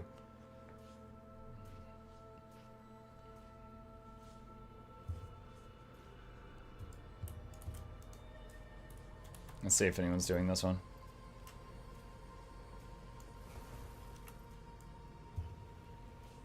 I played Magic the Gathering, and I thought Pokemon was too nerdy. I played Magic also. We, a little while back, we actually did a video where I went through and I price checked all my old cards. We found one that was supposedly worth $900. A perfect Gaia's Cradle from Urza's Saga. And then we found another one that was like Sliver Queen from Stronghold that was like $400 or $500. Do you play Commander? When I played, Commander didn't exist. Like my heyday was from like 4th edition in Ice Age up until like Urza's Destiny.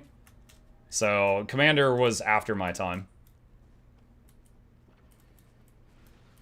Like I've heard of it, but I've never played it.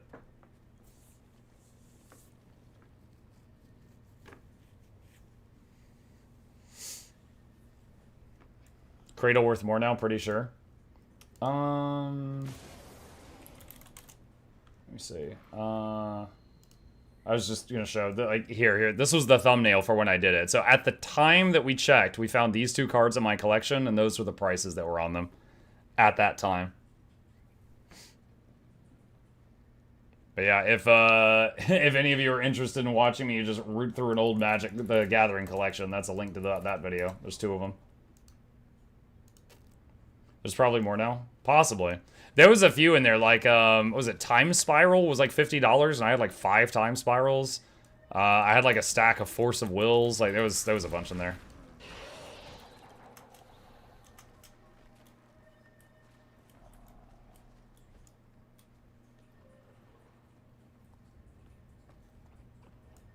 Ogre says, I miss my Phalid shooter deck. Spawned a ton of sapling tokens to throw at the other guy with skull catapults. That's how Mr. Streamer survived the bad months, selling Magic cards. I've actually never sold a Magic card, but all those ones that we found were really expensive. We put them in extra sleeves and we put them in a fireproof box. It's funny because like there was a lot of emotional attachment to that card collection, and finally I was like, it's like, okay, well, I'm old now, I could sell these. I asked my wife, and I'm like, hey, you want me to sell these? So, assuming I could find someone that would pay the full price for all these cards, probably get like 10 grand. And she's like, nah, just wait. And I'm like, really? I was surprised. She's like, yeah, just wait. Maybe the price will go up. So they're all just in the fireproof box right now.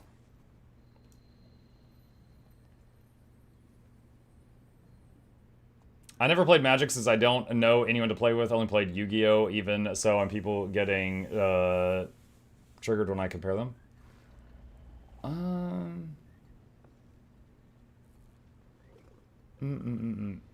Found a bunch of Magic cards. His guy gave me €100 for saving his cards. Is Chip nearby? I think he's asleep on the sofa out there. Is the Moot the only Leggy you need to spend gems in order to create the gifts? What? Spend gems? Why do you need to spend gems for the Moot? Why the focus on world bosses, Monk? Aren't the rewards subpar compared to other metas? Honestly, I didn't really care what I was doing. I've just been enjoying talking with you guys, and I was just trying to find something I could do.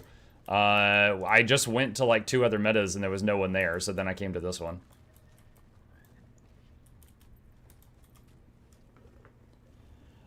Genuine question, do ArenaNet do hardware bans? I can't create a new account, and I happen to create one, it just gets blocked after a while. I just bought this PC on Facebook Marketplace, and I can't even play Guild Wars 2 on it.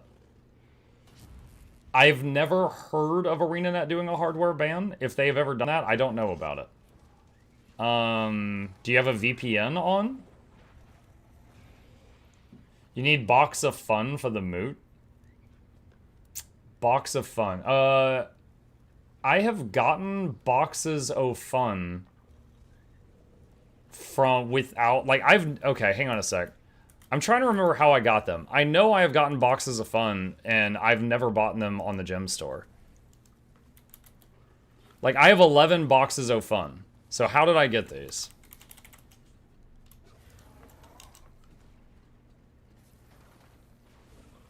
Chat's saying it can come out of birthday gifts. So, let's see. They come from Gem Store. They're contained in all of these different containers. And was also given out during Soto Twitch drops. Yeah, so I've never bought these. I have the Moot, and I have another 11 of these. So, you can get them, but I guess they're few and far between.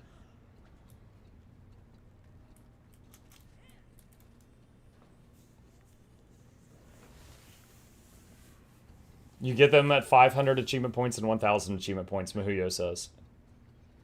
Mike, do Leggy Amulet effects show through outfits? The Rainbow Aurora thing? I don't know.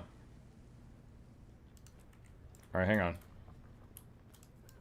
Alright, so I've got the weird Aurora thing on. There's the Twitch drop thing. I still have the Aurora. Yes, it shows through outfits.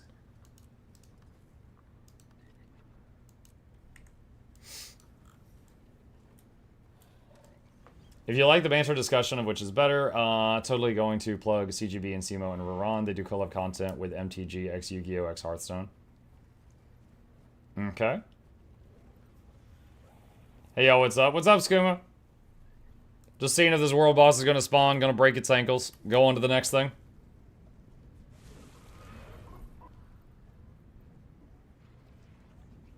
What was your favorite Magic deck? My favorite series was Urza's Saga. And around that time, they added the card Buried Alive and a few others. And you could basically take, like, any monsters in your deck and put them in your graveyard. And then you could use, like, Yawgmoth's Will or Exhume and take stuff in your graveyard and put it directly into play. So, because of that, you could put, like, monsters of any color in your deck, even if you didn't have the mana to play them, and you could play them. And I loved that. I freaking love that. I've heard that those decks, like reanimation decks, I think they're called now, have become more common since then. But at the time that I was playing it, like, it was kind of like a new thing. And every time a new creature came out that was, like, really powerful, I would just, like, put that in my deck. It didn't matter what color it was. Is the wizard hat nearby? Yes. It's got cat hair on it, but yes. There we go. Credorian, thank you for the tier 1. Appreciate it.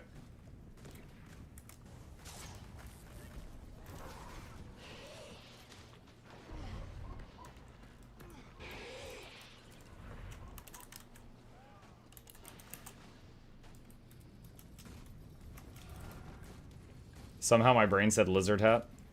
Wizard lizard.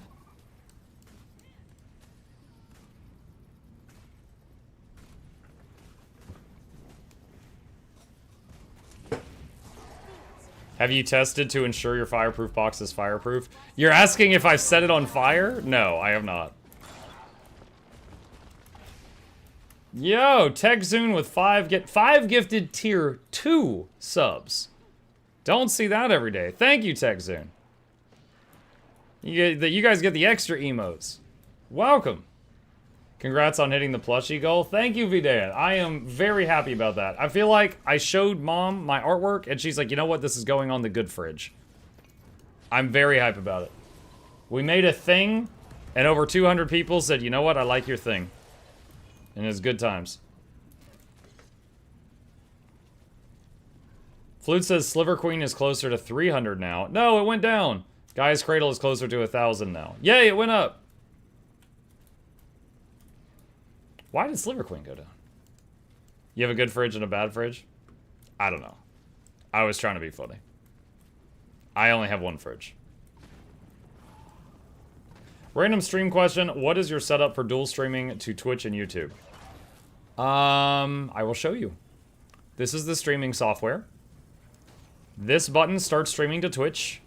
And this over here is a extension that is hooked into OBS that allows me to copy the stream to YouTube. So by doing it this way, I'm using double of my own bandwidth. However, if I were to use a service like Restream, then they would, it would only use single my bandwidth, not double it, because I would just stream to them and then they would fork it out. However, unless I pay them lots of money, they would put a stupid watermark on the stream, and I don't want that. So I'm lucky, I've got good internet, so we're just using double my internet to stream to both of y'all.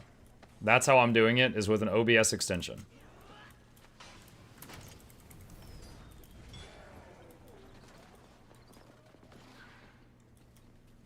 The only magic card I remember that I had was Bo Saiju, who shelters all.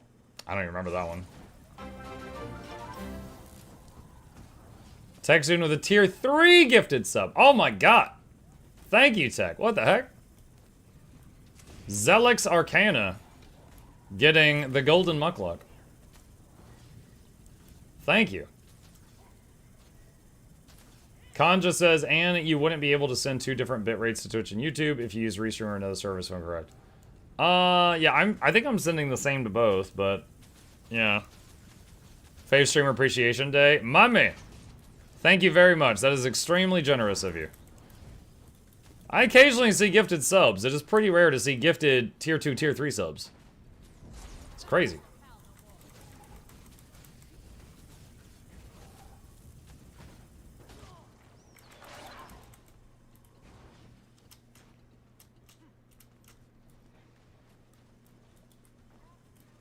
What is this? This is an old world meta. Basically, a big lava monster is going to come out of here in a minute. And we're going to break its ankles and steal its wallet. What are gifted subs? New to Twitch? So, if someone is subscribed to a channel on Twitch, they will usually use a Prime sub or they'll pay a few bucks. And when you do that, let me just oversimplify this. Let's say you pay $5 to sub to a channel. You get no more advertisements like commercials while you're watching that channel. Oh my god, I got melted. Why am I taking so much damage? Hang on a second. Yo, am I in the right build?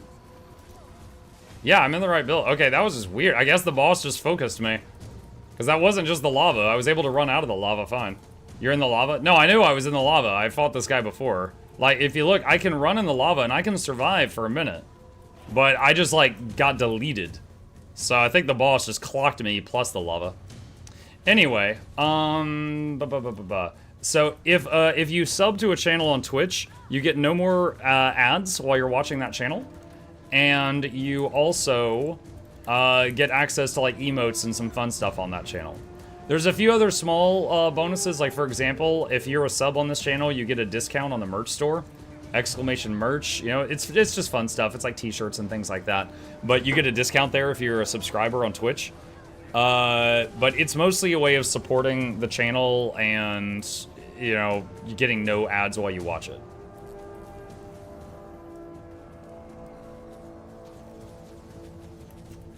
The boss saw your hat and focused you because of how dapper you were? Oh yeah, clearly. I'll just throw my pet at it on the next one just to make sure I tag it. Put on the wizard hat again in case you felt like taking it off. There we go. My bird is going for his eyes right now.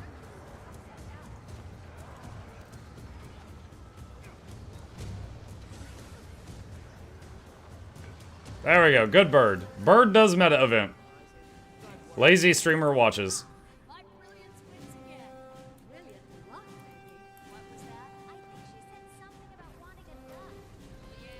Go for the eyes, boo.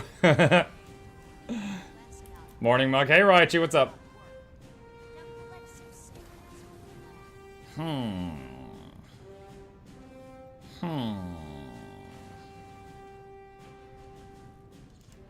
Thunderhead's fun. Let's see if people are doing that.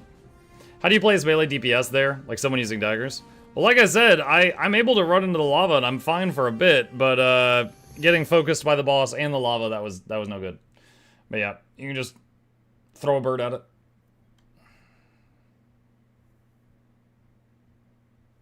Giant destroyer exists. Bird, I took that personally.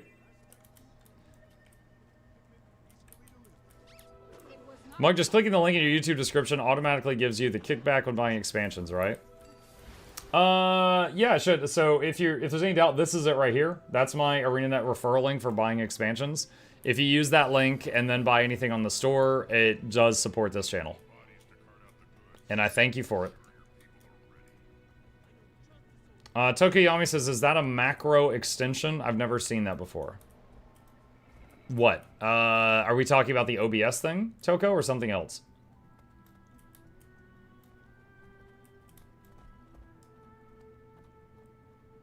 Are you doing Thunder Peaks? I was thinking about it, yeah. Assuming there's enough people here, we'll see. Map.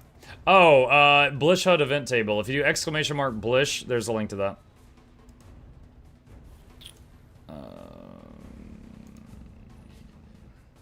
Is it 4?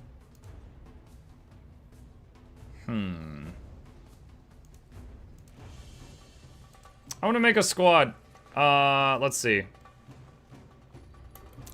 Thunderhead meta. Alright, there we go.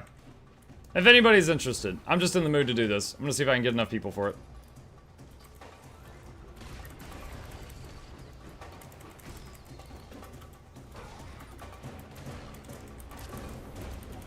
It's like 2 a.m. over here. Enjoy the stream. See ya, King.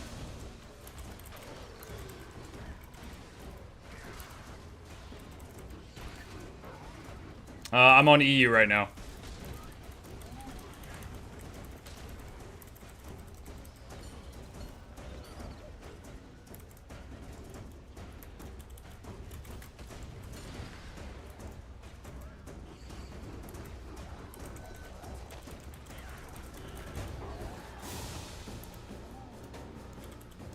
I'm definitely getting a little bit of lag.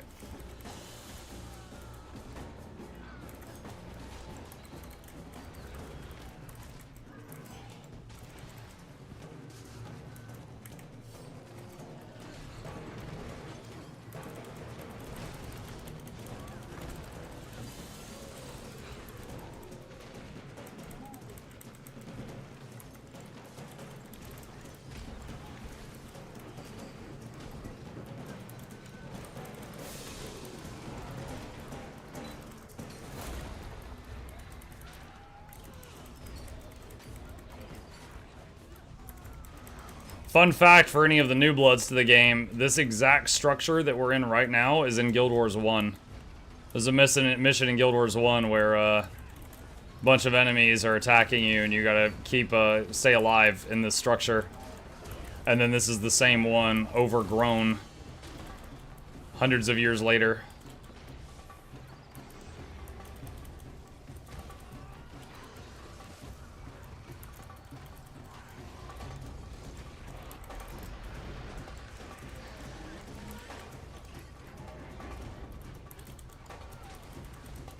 Why is I using birds? Thought besides the new upcoming spec, birds are the worst companions. Bird, so if you're playing Untamed, you can tell your pet to stop using certain abilities. And bird, if you turn off the F3, because the F3 actually lowers its damage. If you turn the F3 off, its damage goes up, and it seems to be quite good. Like yesterday, I did some strike missions, and we looked at the damage meter. And the bird's auto attack was my second highest source of damage.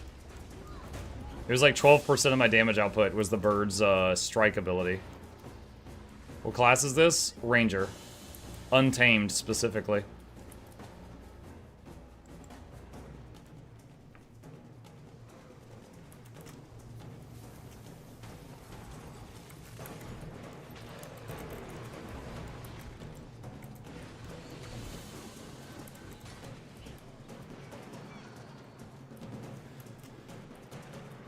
What is the link for checking if I have unclaimed drops? Do exclamation no drops in chat, and there's like a video that'll come up that's like a 1 minute long video that has the link in it. It's pinned under it. I just made that video yesterday because I had been answering that question so many times this week. It's funny, I've gotten a lot of messages from people like, yo, I just got like 5 things from this this thing that were in queue from drops in the past that I didn't know about. Like, there's a lot of folks that use that little video and then they ended up finding more drops from a long time ago that they had no idea that they were missing. This is the place, eh? Untamed with full control pet. Yup. Good sightlines, choke points. Yes, this'll do. But we need to shore up our defenses. Dragon's blood shrapnel mines would do wonders for those choke points. And my mood. Long time since I've blown something up. Those ballistae have seen better days, but they look fixable. Whatever you're going to do, do it quickly. We've got crits, brainstorms, all manner of inconvenience. You can also look at your profile, go to drops. It always lands on drops in progress now before you get the company. The Untamed being the subclass of Mortgage Hold the Pet is funny. Yeah. It's pretty silly. The pack is a big tent after all. Now then, shall we review the plan? Get the branded as close to those charging crystals as you can.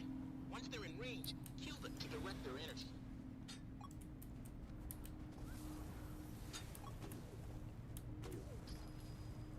Fun fact, you don't need to unmount to pick up mines. Be careful with those.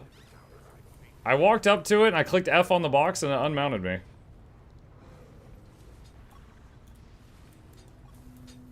Okay, I definitely didn't... Wait. Don't mind if I do place mines. Oh, there we go. Just walk up to it. An excellent Oh, right, you are. I don't. Okay. Learn something new.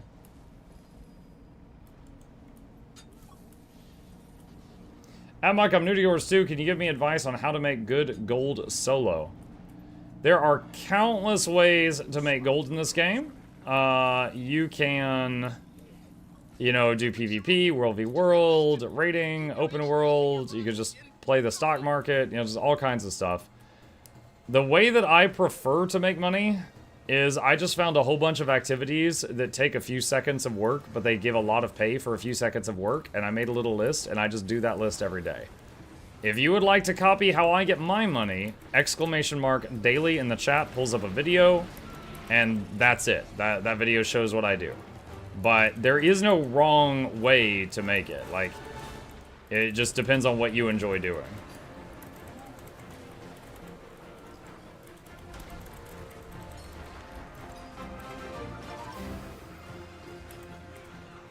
Mukluk dance in Mukluk bobble Mukluk bongo yay 22 months. Mukluk knife away with you adds Mukluk knife thanks for entertainment and GW2 info all these months Mukluk love. You're welcome. Mukluk knife away with you ads. It's funny.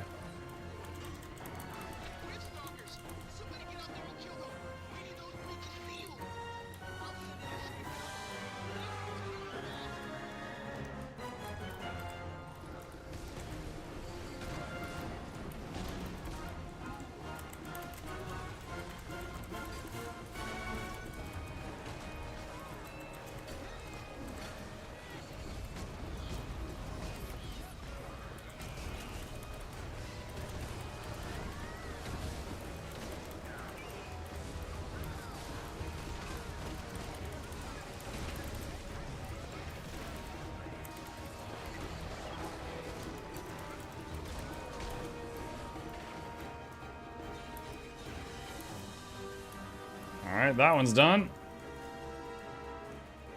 Mike, do you think the Nintendo patent for summoning will affect Guild Wars 2 Ranger and Necro?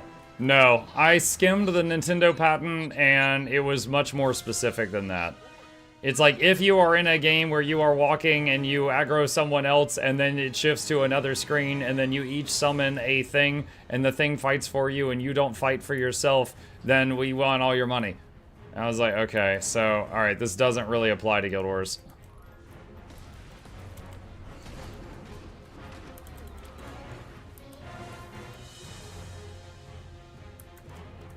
Okay, we need to get some... So, this guy has 100% damage reduction unless you hit him with a Dragon's Blood Spear.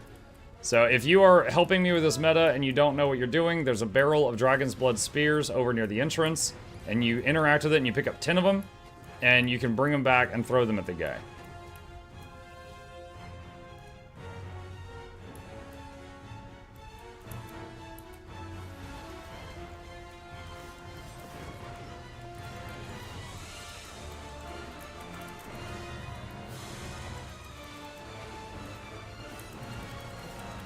Very nice. His armor is shredded right now.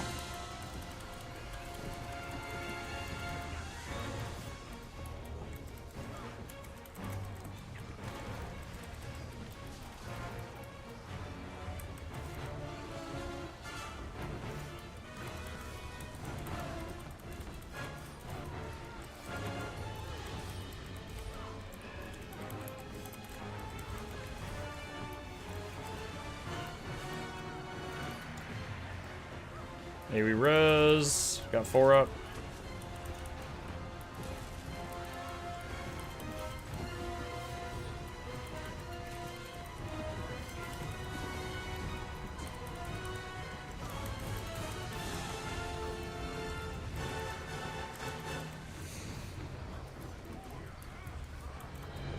GG! In point of fact, no, that is not all they've got.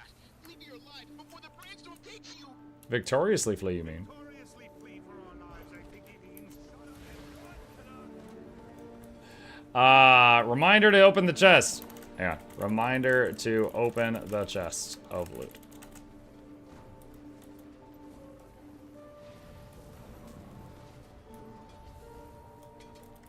Wasn't aware of this, I just googled, apparently it's a thing.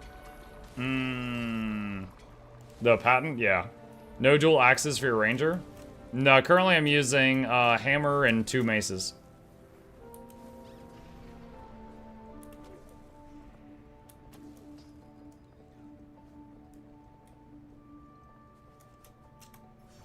Is your build plain DPS or boon DPS? It's boon DPS. Quickness plus other stuff.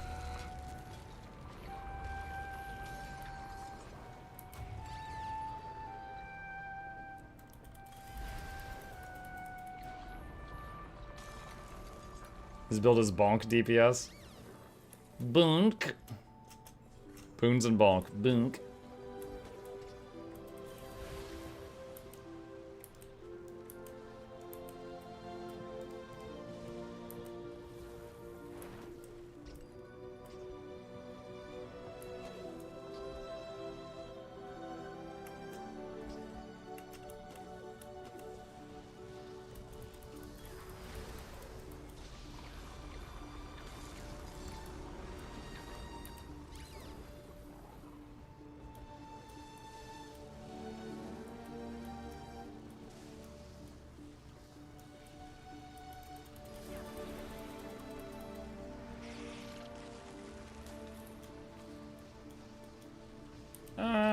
That's probably enough.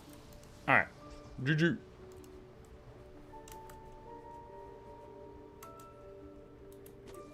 Thought he was from NA. I am in NA, but I visit EU every morning stream. So whenever I stream it this time, I'm on EU because there's more people there gaming. Most of the NA players are asleep or at work right now. West Coast NA, it's 9 a.m. at the moment. East Coast NA, it's noon. Shatter is fun. Let's see if anyone's doing that. Dayquin, hello, I see you.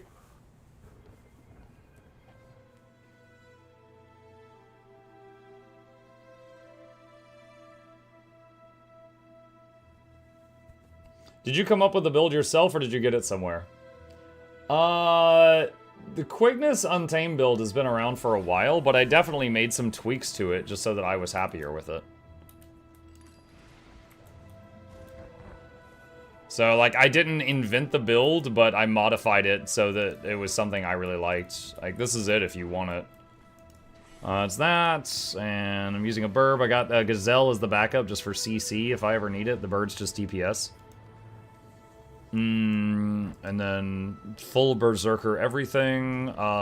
Rune of Fireworks, Relic of the Claw, Force and Impact on the sigils.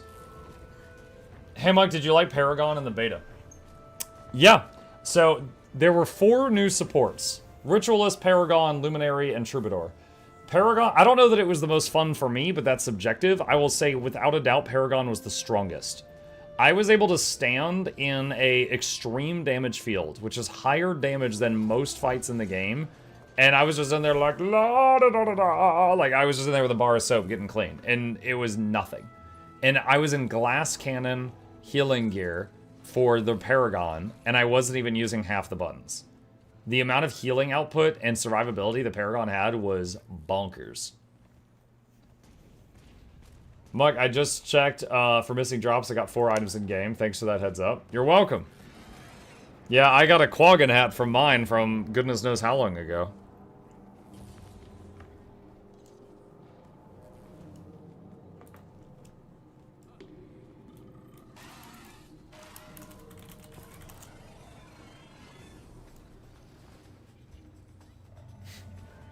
Hi, Facebook Live. I enjoyed you playing Troubadour. Hey, guys, ever tell you about Jenna? Boss does lethal move, and you're like, you heard about Jenna? The Quaggan and Choya Civil War poll yesterday. You know what? Hold on. I think we can make it work. Let's see. Guild Wars 2 players. Choose one to keep. The other is gone forever.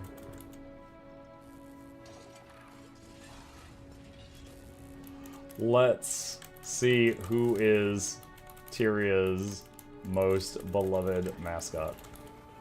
Okay. Where's poll? Poll. Here we go. Choice 1. Quaggins. Choice 2, Choyas. Alright.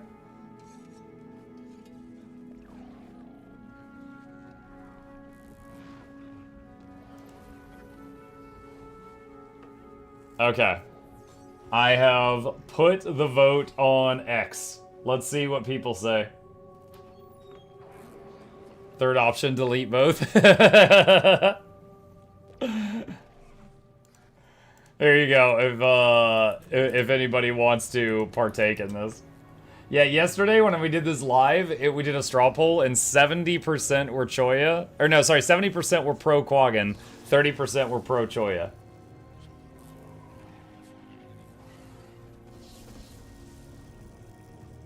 What about Script? I don't think they usually use Script for their marketing. So I don't think that would be like one of Tyria's beloved mascots.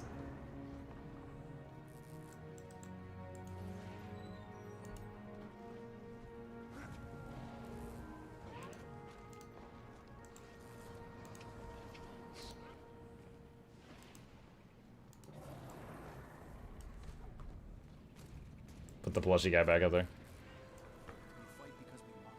I have a friend in the Choya cult, so I vote Quaggin. I prefer Scrits to Choya and Quaggins. Well, luckily Scrits aren't on the chopping block, so you don't have to worry about that.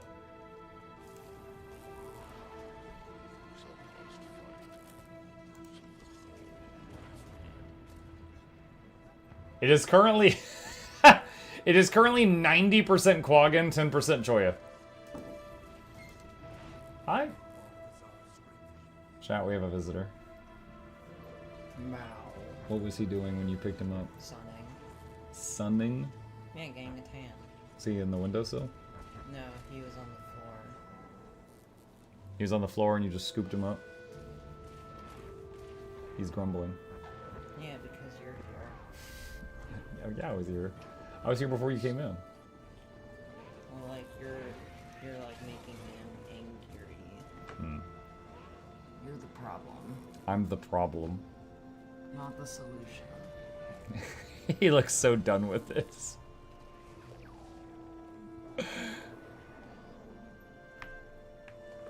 Okay. Mwah. Alright, why don't you set him down, please? Before he loses patience with you. Alright, come on, do this hair everywhere. Come on. Set him down.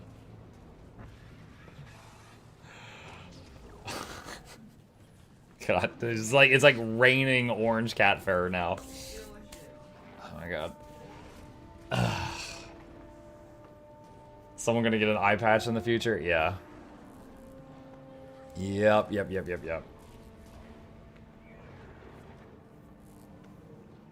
Tell Chip I said le meow. How old is Chip? Chip is actually almost the same age as the stream streak I'm constantly putting in the stream title. So, he's about 7.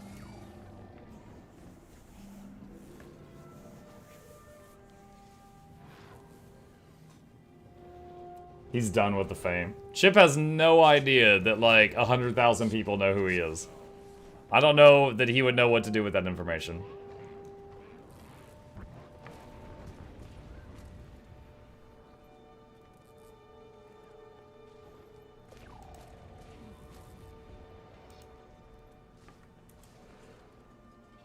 Checking on the poll. Alright, we've got 91% Quaggin, 8% Choya. Yo, this is not looking good for Team Choya. Yesterday it was 70-30. Today it's 91-9.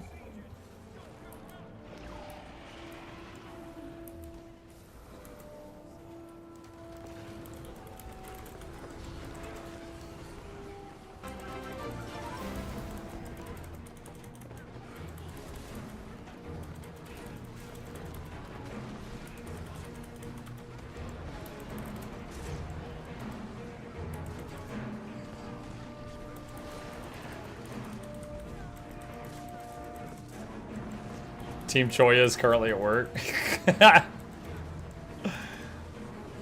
So I held the vote when they were all busy, just to really mess with them. AoE Rose.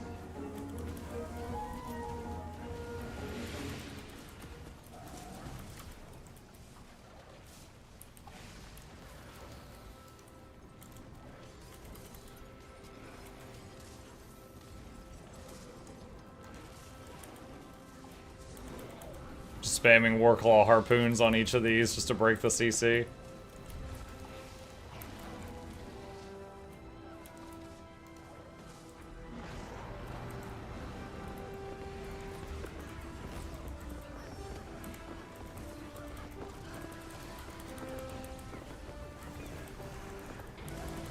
Can you change your hammer skin to the trained Choya? I don't have that.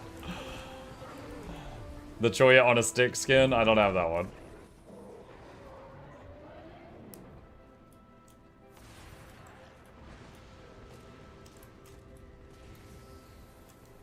What is trained Choya? It's awful. Hang on.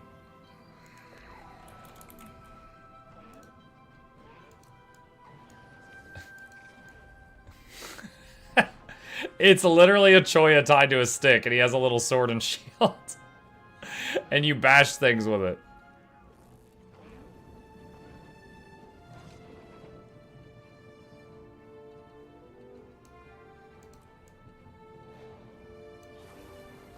Free my man. How do you get that? I don't even know. I'd have to Google it. I'm not sure where it's from. Oh, it says obtained from Black Lion Trading Company Gem Store.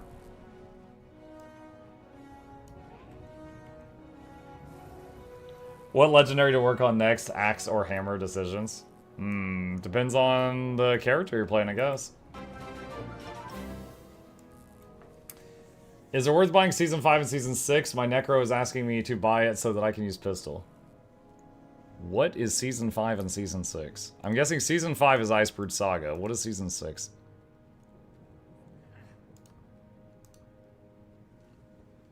So assuming Season 5 is Icebrood Saga, I'm guessing you're calling one of these expansions Season 6.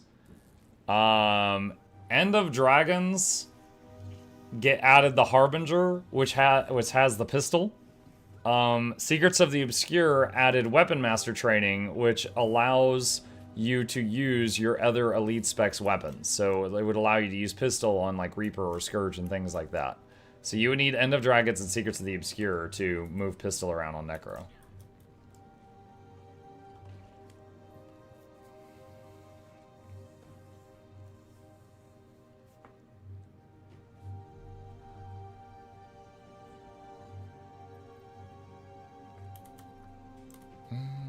Pistol comes from EOD. To use off Harbinger, you need Soto. Yeah, yeah. Laura says, I miss Living World Seasons. They were so much better to continue the story. I would say that Living World Seasons, they were doing better at storytelling, but I think they were doing worse at features. Like in terms of pure features, I think Soto was one of the most feature-rich expansions we've ever gotten. You know, like there was a new, easier way of getting the Sky Scale. There was Weapon Master Training. There was the expanded weapon proficiencies. There was the open world legendary armor. There was more strike missions. There's challenge mode strike missions, legendary mode strike missions. They came up with convergences, like all this stuff. And like, for example, if for some insane reason, if they just deleted Living World Season 4, would that, and everything that came with it, would that affect me in any way right now? I mean, it had a really good story, but the features, I'm using the expanded weapon proficiencies right now from Soto with this build. I'm not sure if anything from Living World Season 4 is affecting me right now. So there's definitely pros and cons to both approaches, I guess. I feel like they just don't know where to go now that the dragons are done and every expansion is self-contained. I feel like the self-contained is the problem. They don't need to, like, okay, let's say the Titans are a problem in Janther. They could have had the Titans continue to be a problem by the end of Janther and end on a cliffhanger, you know? Why, they didn't have to, like, you know, end it by tying it up with a neat little bow. I think that's the main issue. E-Impulse break meta boss defiance bar. I think many people would fail meta over and over without it, Muck. Was that a question or a statement? They didn't spend any time with PvE in World v World. That is also much better from Sota Air going onward. I guess you didn't saw this. What?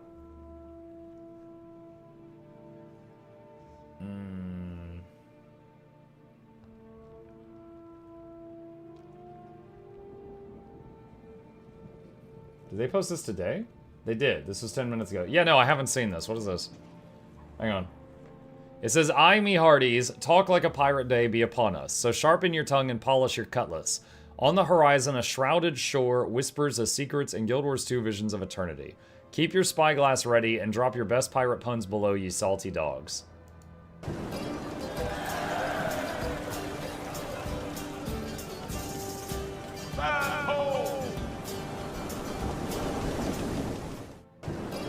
That's it. Okay, so it's 2 boats that are stationary and not moving. And then they spy the shore of the upcoming... We've seen this. We saw this in a previous video. That I remember the boat up on the rock. So this is just the new landmass. So I'm guessing the land ho is just them approaching the new landmass for Visions of Eternity. Dude, this opening frame, I thought there was going to be some kind of ship battle in the rain or something, but they're just sitting there. I'm trying to think, are there any boats in Guild Wars 2 that move around? I know, like, the dead ships come up out of the water and then they kind of, like, emerge from the water, but are there any boats that actually, like, move around? Claw Island cutscene? No, that's just they come out of the water. I don't know that they actually move. Skiffs? Okay, rephrase, like, NPC boats, like, on a schedule.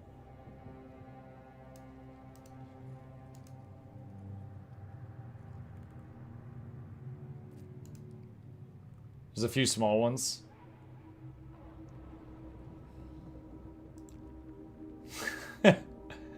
Guys, the Quag and Choya poll. Choya's tastes better.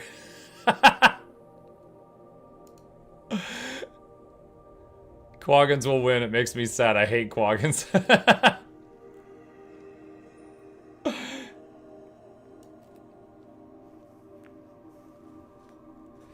During the flight on Arene, when we get to Canthon airships, does that count? No. There's lots of airships moving around. Admiral Tida Covington's Lion Guard galleon ship.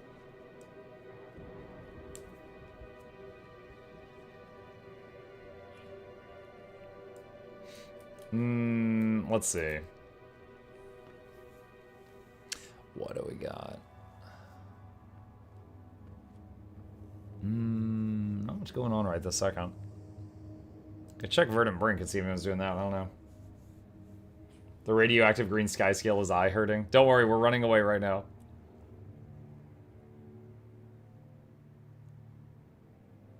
Do you think we'll get our own ships and upgrade them? No, I don't.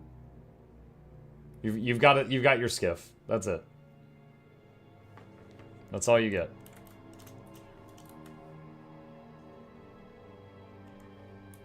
Kill the Rampaging Mortem. Can I take out a Rampaging Mortem?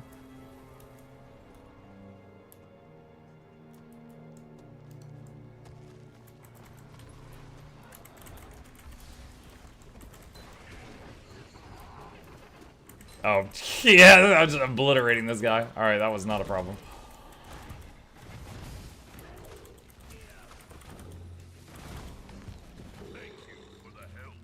You're welcome. I've always hated Quaggins and I've rebranded emotes to be Choya with how much I love Choya. If the Choya and Quaggin went to war, it wouldn't even be a fight, but it would be funny because half the Choya would self-destruct, making the Quaggins think they were winning for a moment. Yeah, I know Quaggins have that one ability where if they get really mad, they kind of like roid out. They go full Hulk. But I'm wondering if all Quaggins can pull upon that ability before, like, they die.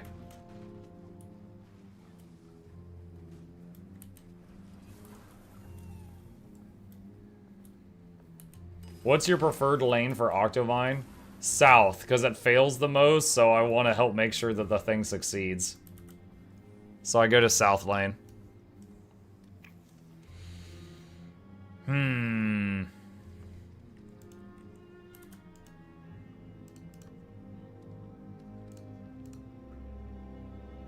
Yes. What's going on here? Do you think adding skiffs to World v World would be a good idea? Naval battles would be cool. So, well, you're saying naval battles. You're saying, 1, add skiffs to World v World, and 2, you're saying add some kind of weapons to the skiffs. Octovine still fails in this age? maybe not completely fail, but I mean, like, you know, south messes up and then the timer resets and you have to, like, you know, do it again real fast. So it's just like north, east, and west are kind of like brain dead easy. South, there's at least like a little bit of effort involved, so I usually go south. Try to make it a success. Let's clear some of this. Blinges.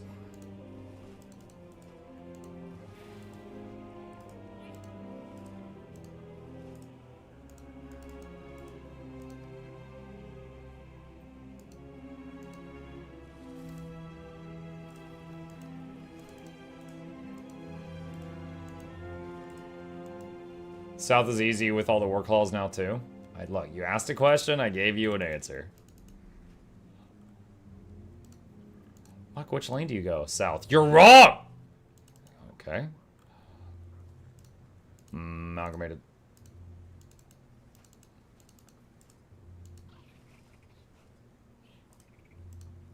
Get that and that. I don't know who I'm going to give these bag slots I unlocked to. I'm not sure which of my guys is going to get that.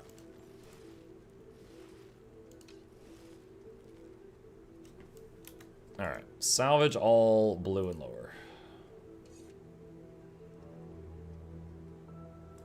Salvage green.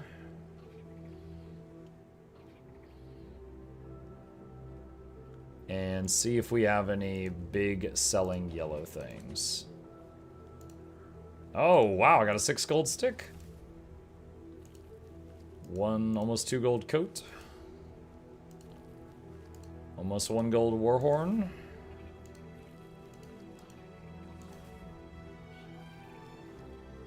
Pretty good. Good haul.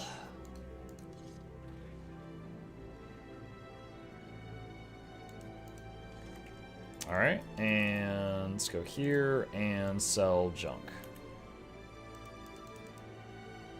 Eternal ice is overflowing. Alright. Need to go turn eternal ice into a wallet currency. So let's go to Eye of the North.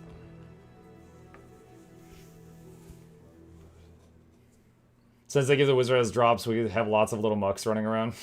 Choya, Choya, Choya, Choya. Make my vote count many times. Oh, okay.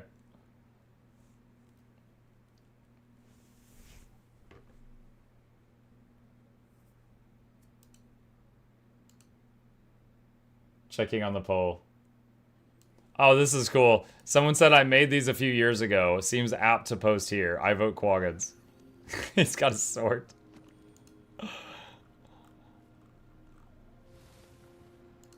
What's it at? 70 votes. 71% Quaggins, 28% Choya.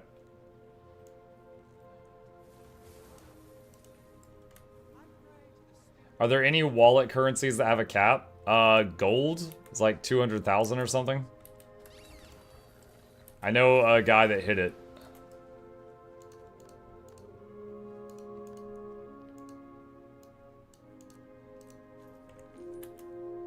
Alright, and nom, and nom. And now it's volatile magic, and now it's in the wallet.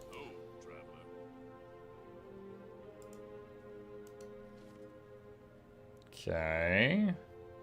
Alright, back to the bank.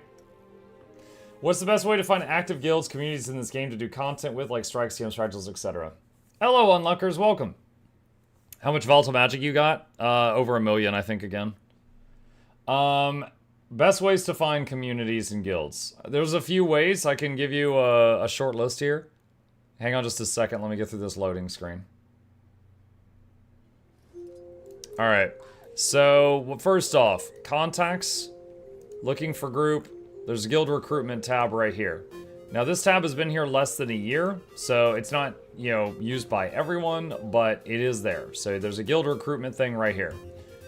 Second thing, if there's a specific game mode you want to do, you could go to the, like, lobby for that game mode to find people that are like-minded. Like, for example, you could go into World v World to talk to people on your World v World server. If you wanted to do PvP, you go to the PvP lobby. If you want to do raiding, there is the raiding prep room in the Lion's Arch Aerodrome. You could try, you know, yelling there and see what you find. There's a guild recruitment subreddit. on Reddit. There is the Guild Wars 2 page on Facebook, which is really nice. You're more than welcome to join one of mine. Mine is mostly for new players to ask questions, though. We're not running a lot of that content, so it might not be what you want. Those are... Oh, official Guild Wars 2 forums as a recruitment area as well.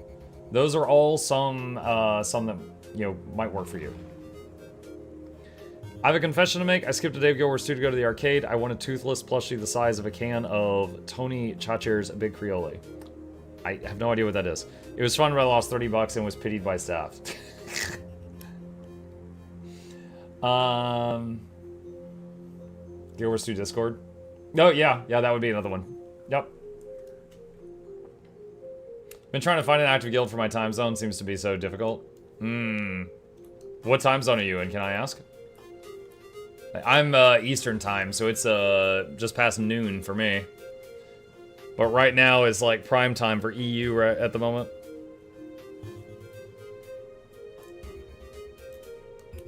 Let's see. I need to put this booster in the bank.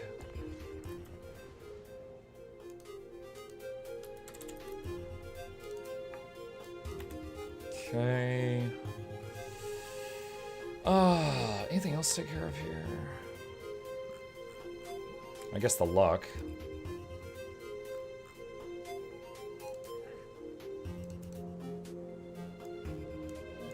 Oh, and then Eotrite is overflowing. I need to sell a bunch of that.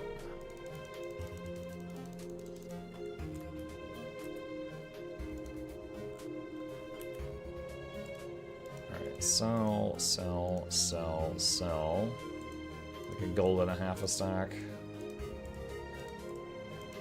There we go. Okay. Most streamers also have guilds to their community. If you can find a stream you vibe with that does the content you want to do, you can also see if they have a guild. That is true. Apparently changing Eternal Eyes to Volatile Magic isn't the right way to do this anymore. Reddit said convert Eternal Eyes to Tyrian Defense Seals instead. Oh yeah? I hadn't heard that one. /wiki Tyrian Defense Seal. Oh, did I... Tyrian Defense Seal. Let's see. Can be bought with 3 Eternal Ice plus 70 Karma. And then what can we do with them that's profitable? Like, what do you do with the seals? Is it better to vendor Eotrite rather than convert it? I'm not sure. I've been vendoring it for a long time. There might be a better way now.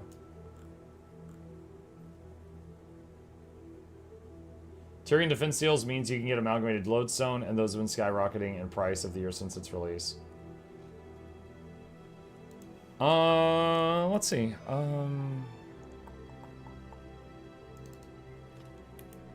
Cobbler. Nope.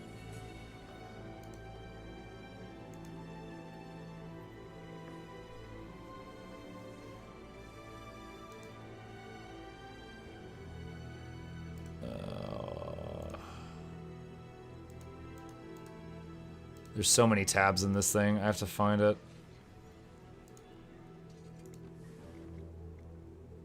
May I see Tyrian Iron Mall's discounted Tyrian Defense Seals?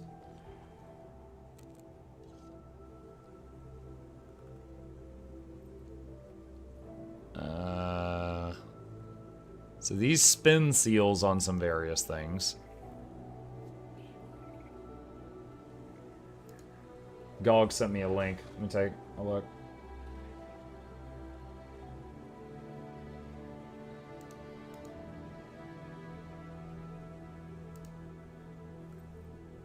Alright, so they're saying the top supply for Tyrian Defense Seals is Skrit supply boxes. Which I don't see here. So I guess that's from a different window.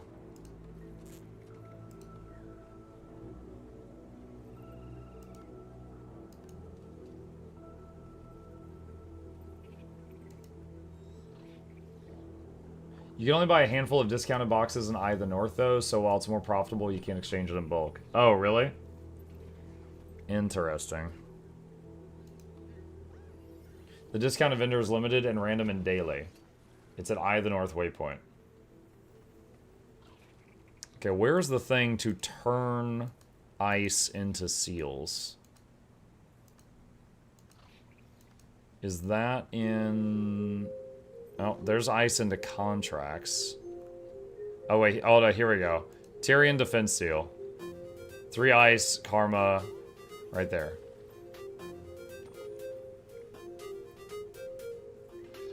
And then you said from there you go to Eye of the North? Let's check this out. Hey, MuklukYoutube watcher popping into Mooch drops. That's fine. Thanks for doing the rated healer guides are nice help in a pinch. You're very welcome. I'm glad they're still helping folks.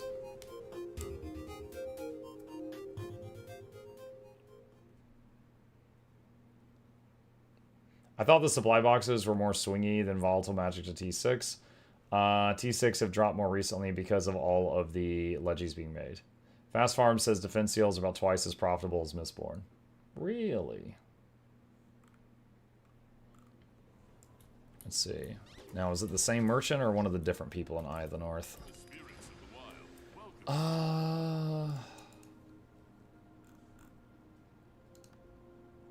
Ancient Boreal Weapons, no. Restored Boreal, no. Illuminated Recipes, no. No. No, it's not him. It's a person in the middle. In the middle.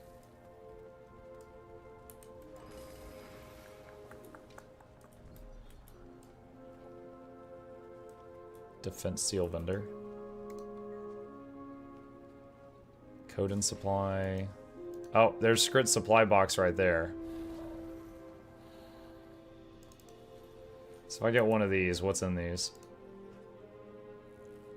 Just some assorted goods. So if I get like 40 of these.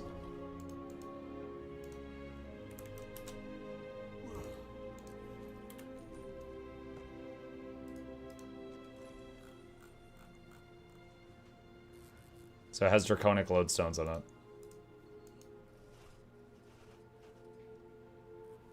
I got a skin. It's a zappy thing.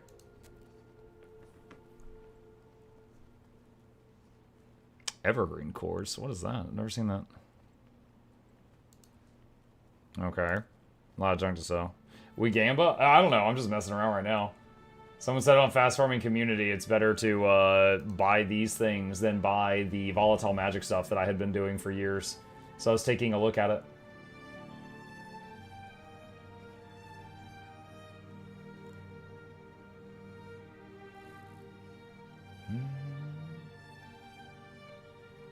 Muk Echovault meta is starting if you're thinking what to do right now. Oh god, I hate the Echovault meta. It's so depressing. I'll pass on that one. You need karma? I'm not really worried about that.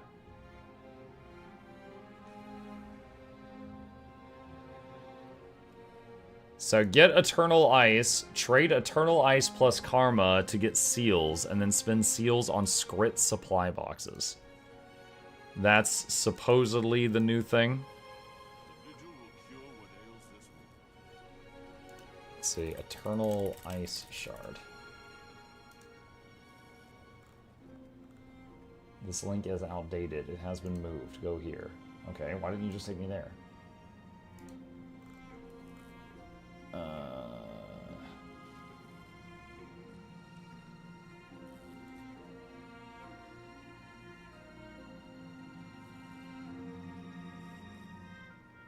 Wait, what?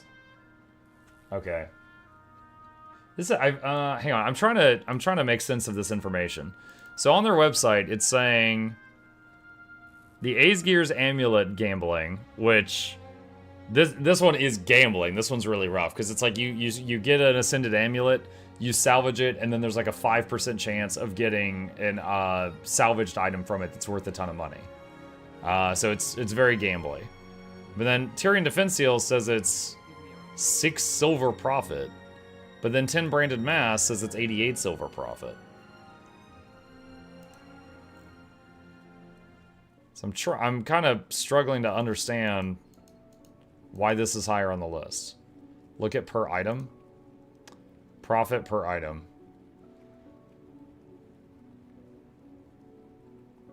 So it's 2 silver per seal, and this is 1 silver per 10 mass, or per 1 mass?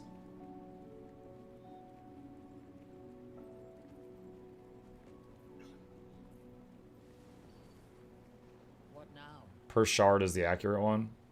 It's per eternal ice. Oh, okay. Okay. Interesting. Oh, I appreciate the information. I didn't realize that had changed.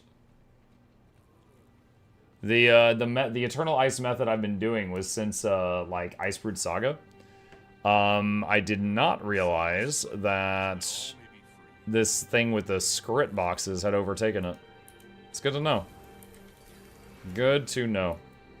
The drops on those were so bad it took me like 200 amulets to get 1 Salvaged Excellence in the collection. Yeah, I did amulet gambling one day. I was like, I'm never doing this again. I lost a lot of currency that day. Let's see. Where's the merchant? There we go. Sell junk. Alright, I wonder if, that was another wizard at. I wonder if I should, because I've got 9,000 more defense seals right now. I wonder if I should, dump more of them into stuff right now. Let me see. I mean, it looks like it basically just all goes... Where do you see the discounted boxes? Like, someone mentioned discounted script boxes. I just see normal script boxes.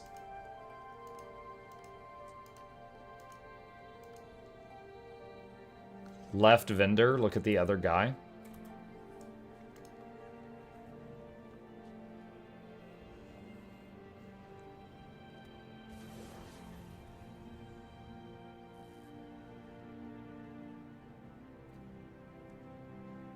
Huh?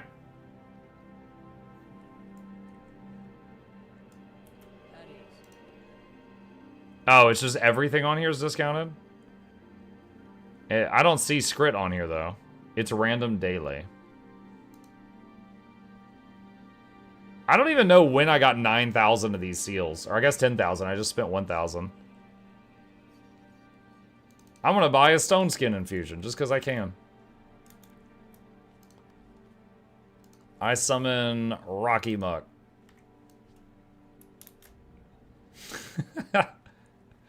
It doesn't even look stone. It just looks like I rolled around in mud. What if I take the hat off?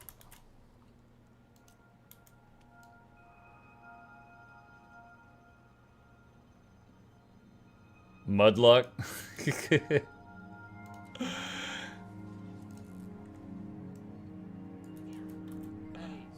see. Looks like stone on bigger models. Oh, okay. Sorry, I guess size matters. Some must fight, so that all may be free. God, defense steals. Alright, chat. Let's go crazy. I'll keep 1,000 just in case there's some weird thing I want to buy. 282 Scrit supply boxes. See what we get. So I guess what we're really hoping for here is amalgamated gemstones or draconic lodestones. Got some destroyer stones.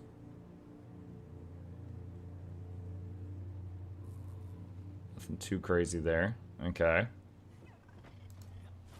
Deposit.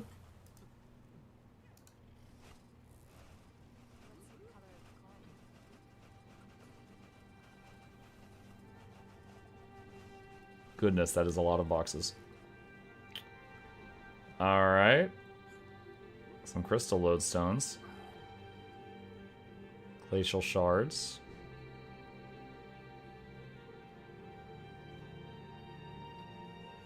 Essences. Everyone fights for something.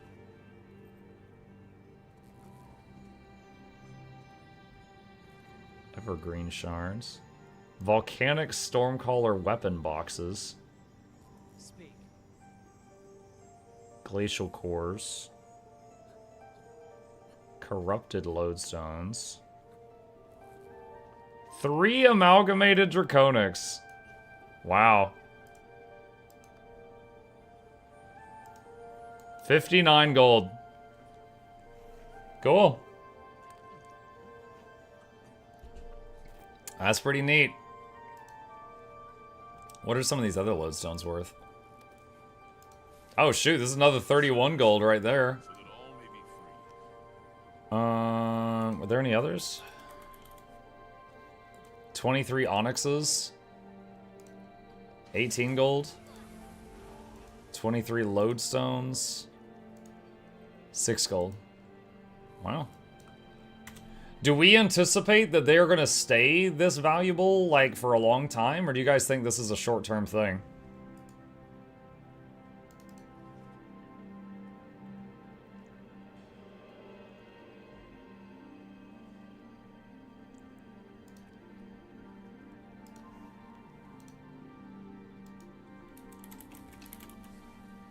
Shoot, messed that up. Let's see, what's the most expensive volcanic weapon? The Great Sword. The Great Sword is 21 gold each.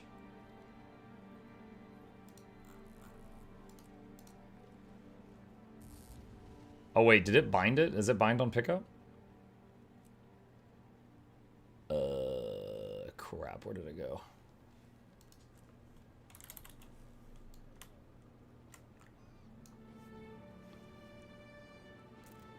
Skin unlocked. It is account bound.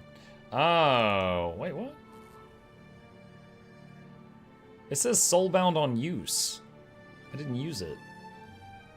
Okay, muck it. I guess we just picked something I didn't already have. Alright.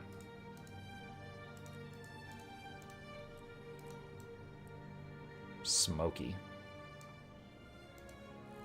Okay. Deposit. Oh, that's satisfying. Alright, now I need to sell junk. You can break it down to the otter infusion. I've already got the otter infusion. The box you get like this is account bound. The one you buy with seals is sellable. Oh, okay. Alright, well, I guess we just salvage that then. Now that I've seen what the stone skin infusion looks like, I think I'm just going to put it in my bank.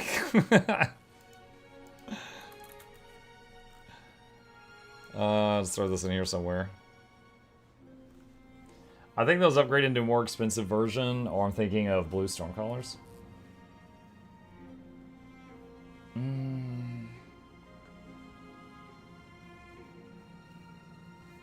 You might be crashing the price. I don't think I'm crashing the price. It depends if you make a video of it.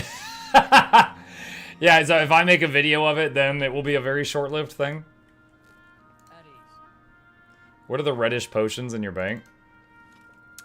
Those give you PvP reward track progress. They used to give these out as you PvP'd, and now they don't. But the reason I keep them is whenever they come out with like a new reward track, I can just chug a stack of these and instantly complete the reward track. So they're a product of a system that used to be in place that they don't really do anymore. These are World v World potions. And these are both.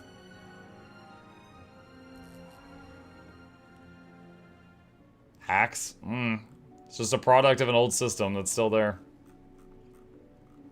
But, there's a few more right there. But yeah, the way that it used to work is you would get the potions when you did reward tracks, and then you could drink them whenever you wanted. So I would save them for whenever new reward tracks came out, then I could just instantly complete a reward track. I'm doing Gift of Battle now, and I want to die a lot. You want to die a lot. I'm sorry you feel that way.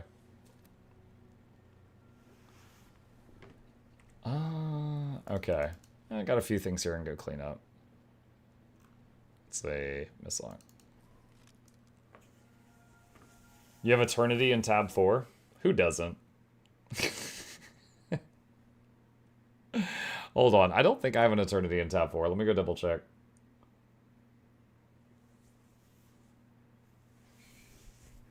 Do people just want Orax because end of X-Pack? People want Orax because it's an open world legendary backpack, and they don't want to do the other methods of getting a legendary backpack.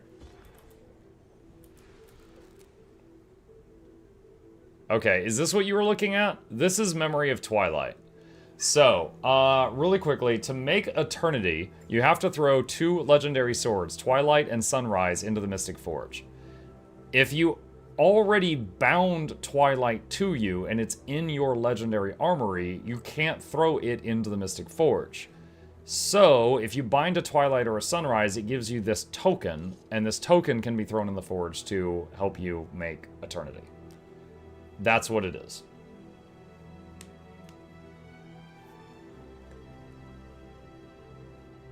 I have 3 gifts of battle, but I haven't been doing World v. World recently, and I haven't had to use the gifts. Gift of Exploration is worse. I think the Guild Wars 2 player base can mostly be divided into 2 people. The people that hate Gift of Exploration and the people that hate Gift of Battle. It's just like one or the other, right?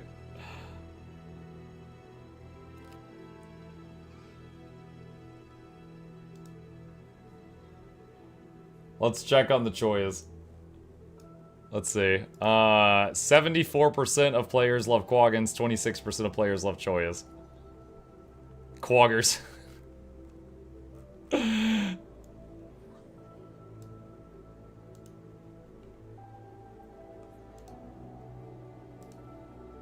Let's see. Hold on. Does Blue Sky do polls? Hold on. GIF. Oh my god, they don't. Lame. X better than Blue Sky confirmed. No polls. I do appreciate we get 2 GOE, but I'm mapping right now and I hate myself. I've got 30 gifts of exploration, no gifts of battle. Oh my god, 30? Plushie count? Plushie count is 218. And at this point, like, it's the more the merrier. Like, we've met the goal to launch it, so now it's just showing it to as many people who might be interested as possible. Are research salvage kits any good? Research salvage kits destroy an item to give you research notes. They're really only good if you need research notes. Even with Blish Pass, GOE takes a long time to do. Yeah. I mean, I've got a lot of these things, legendary starter kits. So if I was going to use any of these, I would need to do some gifts of some exploration. And the way I do it usually is very much like a little at a time. Like maybe like 1 zone per day, because otherwise I'll go crazy. I just realized the meme I post to meme channel will be you really old. Will be you really old? Hang on. What?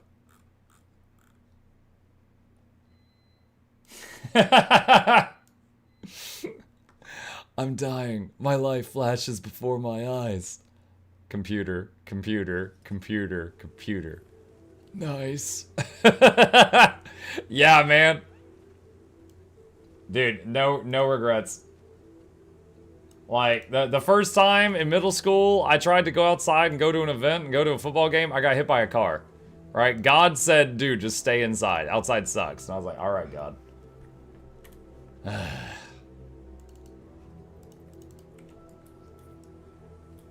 What? Dude, I'm not even joking. My best friend's mom ran over my foot. She didn't see me.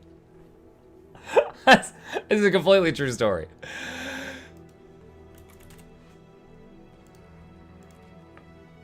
What?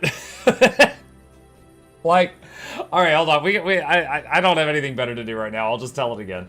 So, it was middle school, and my best friend, I had very few friends. My best friend's like, hey, my mom wants to know if we want to go to the middle school football game. And dude, I don't care about football, but I'd never been invited out to anything before. So I was like, yeah, I'll go. Let's do it. He's like, okay, you know, get permission from your parents. I got permission from my parents. Middle school lets out. This is like 5th grade. And so I'm supposed to go to like the pickup where instead of going to my bus, I'm going to where parents pick up their kids. And I go out there and I'm like, it's me and him. He's in 5th grade too, just like me, and his little brother who's like 3rd grade. And we go there and she's like, yo, hi boys, are you ready? And we're like, yeah. And, you know, she pulls up, because it's her turn in the thing to pick up kids. And he gets in the front passenger seat. His little brother runs around the car to get in the back seat behind the driver, and I'm getting in the back seat behind the passenger seat. So we're all we're all getting into the car, and then slam, they close their doors. I'm still leaning into the car. She hits the gas. Her muscle memory was 2 slams, go. So she hits the gas pedal, and I'm leaning halfway into the car. And the car just starts to go. And I'm like, ah! And I start to get pulled out of the car, and she runs over my foot. And she runs over my foot, and like, it's like, if this is my foot, and you know, like, the wheel goes over it, it's pinning, like, my pinky toe and the back of my shoe when she stops. Now, she stops because my friend Chris screams. He's like, yeah, Mom, Michael's not in the car. And she's like, oh my God. And she stops partly on my foot. Now, I'm mostly out, right? So, like, the wheel has gone over my feet, and my foot's mostly out, and so I'm, like, kicking, trying to get my foot dislodged from the car. And and Chris goes, Mom, you're on his leg! And she's like, oh my God. She puts it in reverse, backs over my leg again. I'm not even joking. She backs over me again. And I'm like, ah! And so it's like, she finishes backing over my foot the second time, and I just like shove off and throw myself away from the vehicle and land on the sidewalk. And I'm like, oh my God. And she gets out, she's like, I'm so sorry, oh my God. And I'm just like, it's fine, it's fine. And I'm like, let's just go to the game. And she's like, no, I'm taking you straight home to your mother. And I'm like, oh my God. So we get in the car, and my foot starts swelling, you know, like a melon. And like, it's getting really difficult to feel my foot. And she takes me home, and we pull in, and my mom's like, what's going on? And she gets out, and she's like, Chris's mom gets out of the car, and she's like blubbering. And she's like, I'm so sorry, I didn't mean to. I hit your son with the car. And then and my mom's like, what did you do to my son? And she's like, I didn't mean it. And then I backed over him with the car. And she's like, you hit him twice with your car. And they're not helping me at all. They're just like, you know, they're just like being super emotional about it. And so I'm like hopping on one leg, and I'm like, Mom, I'm fine. I just want to go to the game. And my foot's like the size of a soccer ball at this point. And she's like, oh my God, we're going to the doctor. And I'm like, So yeah, I never ended up getting to go to the football game. I ended up having to use like a foot brace for a while. Luckily, nothing broke. The bones didn't break, but it was like the whole foot was like incredibly swollen. USA, take you to your mom instead, take you to the hospital. Yeah, mom is supposed to take you to the hospital. I'm surprised nothing broke.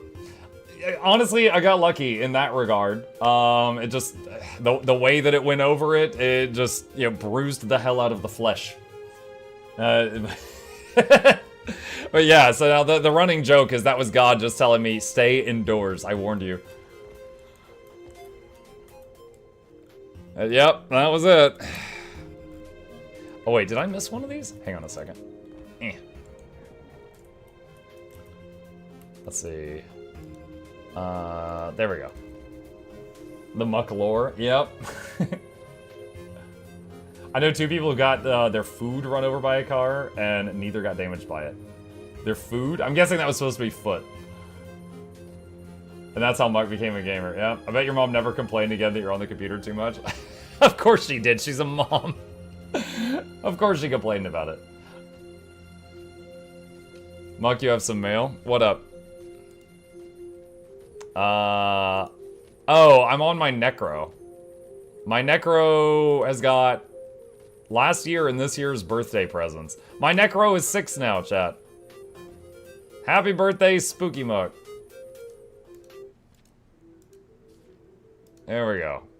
I'll deal with that other stuff later.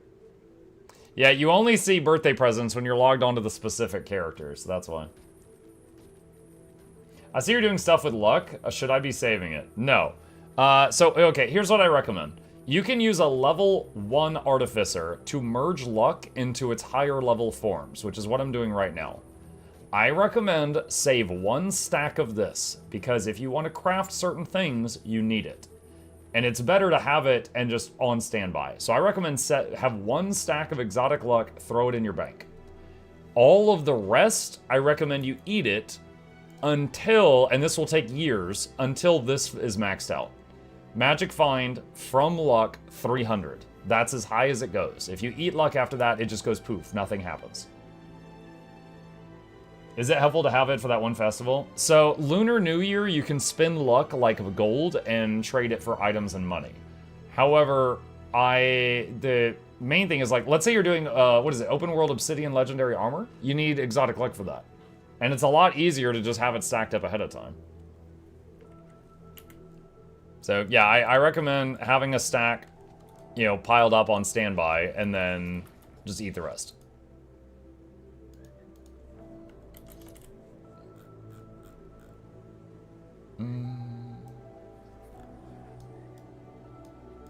There we go. Alright, and that cleans up some inventory space. Keep exotic luck, eat the other luck. Well, again, keep in mind, you can make exotic luck. I just did. Like, a level 1 artificer can turn small amounts of luck into larger amounts of luck. And you can just condense it to save space all the way up to exotic. I'm too busy making every legendary to have spare luck, lol, lol, lol, lol. Speaking of which, just crafted my 9th Gen 3. Oh my goodness, congratulations, Knives, that's a lot. I made 1 Gen 3 just to make the guide for you guys, and then I never really did that again. Where was it you saw what your luck is at? Okay, so you hit H, and you go to Achievement Panel, and it's at the bottom right of the Achievement Panel. Mouse over Magic Find, and look for From Luck. It's in that tooltip, it's the 2nd line from the bottom. What do you use them for, exotic luck? I just mentioned you use them for crafting obsidian legendary armor, I believe. And then there's some guild hall upgrades that requires it. There's just some miscellaneous stuff that uses it. Mucka made a Klobjarni. Nice. Nice. Klobjarni, I think, is the easiest legendary weapon to make in the game through just, you know, standard gameplay. It's the only Legi I've made more than 1 of, and I made 4 of them. I kept 1, I sold 1, and I used 2 for giveaways. Like, just playing Janthier Wild stuff regularly, you could make a Legi Spear, like, every couple weeks. I just looked at my 298 luck. Well, pretty soon, you should stop eating it. Bifrost also uses it. I'll take your word for it. I haven't made a Bifrost in a long time. I'll take your word for it. My Asura Neil Debuck Weasel is almost exclusively used to be Artificer and make luck. Yeah, my Necro is my Artificer. Another tip for new players. Your crafting professions are right here. See, like, this guy is Chef and Scribe. This guy is Huntsman and Leatherworker.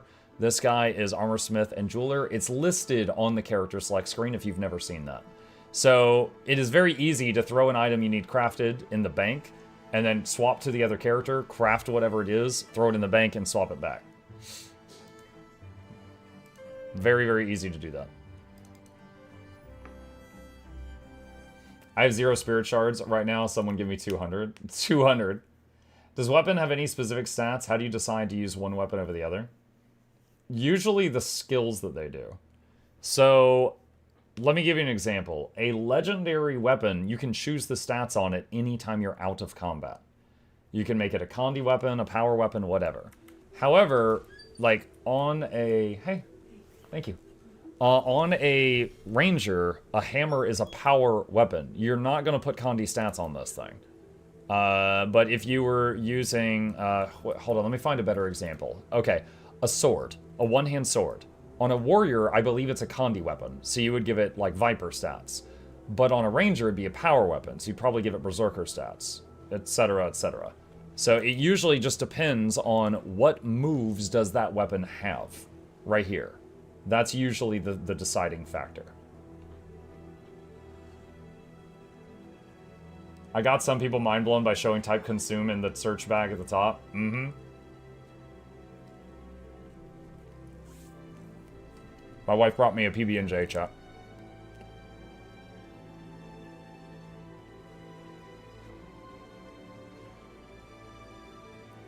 I see how that could be confusing for new players.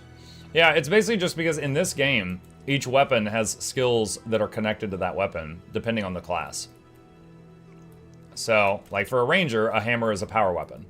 Maces can be used for power or for healing, because a ranger, like, I can do this and it makes like a healing patch on the ground. But it also does the bonk itself, which is power, so you could use it for either of those. I use O space O for 2 open. Oh yeah? Does that work? Interesting. It is different from consumables, though. Consumables shows more stuff. So it depends what you're looking for.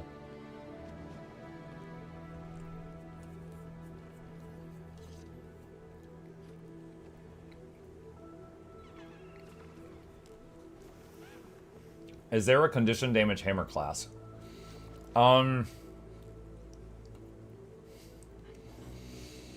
Elementalists can convert power into burning with the Inferno trait. Maybe they could do something with a power hammer and use it for burning, but you'd still be building power stats.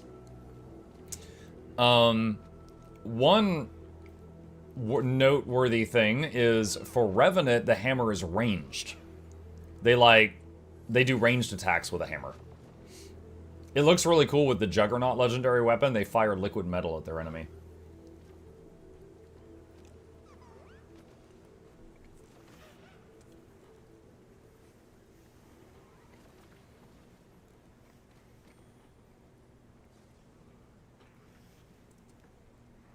Why are you saving fluctuating mass? Because it makes your bags really dirty when you open it, so I open it few and far between.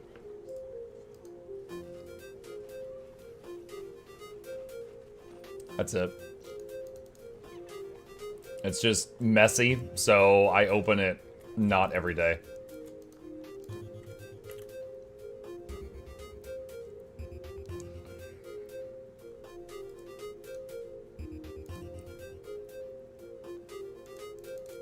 What is this? Unidentified red dye.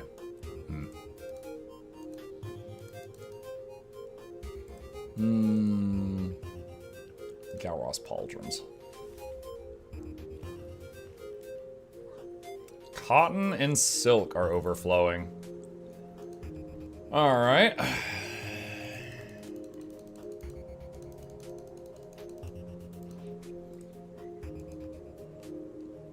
Do you think Ecto prices will go back? I don't know. I definitely do not have an eye for that. There's so many little things that can change that. Like, you know, the legendary starter kits can shift the prices of everything involved in legendaries, for example. There's so many little things that can affect that. I do not know.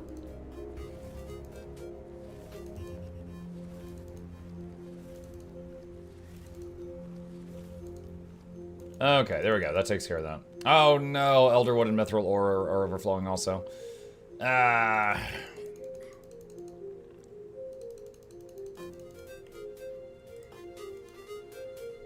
Well, you know what? I'm sitting here eating. I guess I could process this. I don't usually bother, but...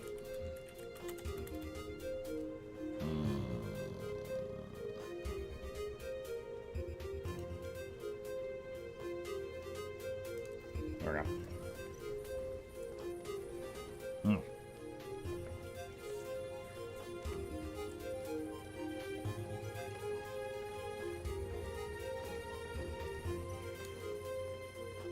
Mike, how do you get Guild Wars 2 to stream so clearly? Or is that top secret? You have one of the most clear streams I've seen. Really? So, okay, one, I don't know, but I could give you some guesses. Like, there's my Guild Wars 2 video settings right there. And then there's the output settings for my stream. I'm guessing you would want one of those. So, for example, hold on, is there anything private here? I don't think so. Alright, this is my output settings for my stream, right here. If you want to take a screenshot of this, I don't know if you want any of this. And then this is my graphic settings in-game, if you want a screenshot of that.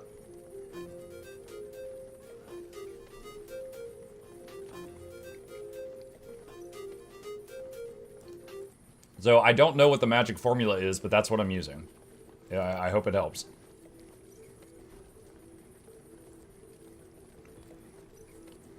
Who is your favorite characters in Guild Wars 2? Canuck. He's so sassy. I love it.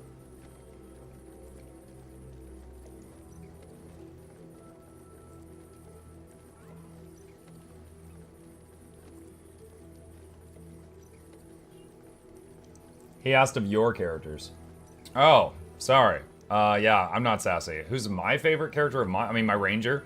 My Ranger has the most playtime on it.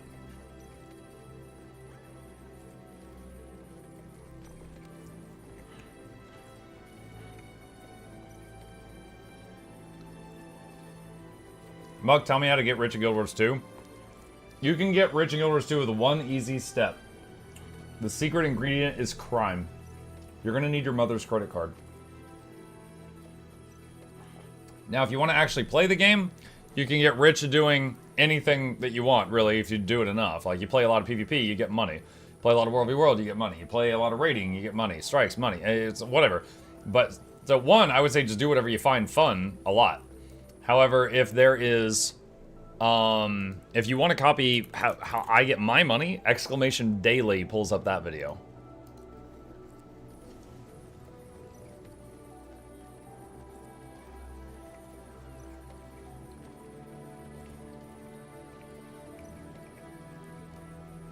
Today I learned the Warclaw can mount in combat. I've never bothered getting it because I thought it was World v. World only mount. Captain Crunch, that was a thing that was added in Janthier Wilds. So that is, over the course of the game, that's a relatively recent change.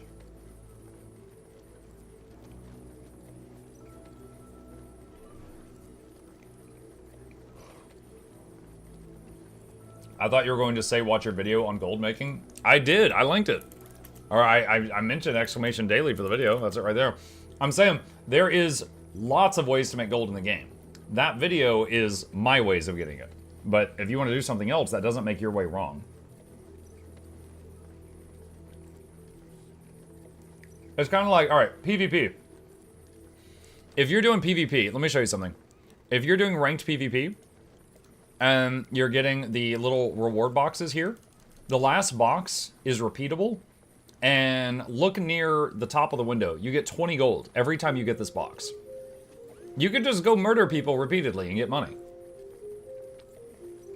As long as you're playing a lot of games. You can seriously make gold doing pretty much any activity in this game if you just do it a lot. So it's just choose your favorite activity and go crazy. However, my favorite is passive income, so I always plug the daily video.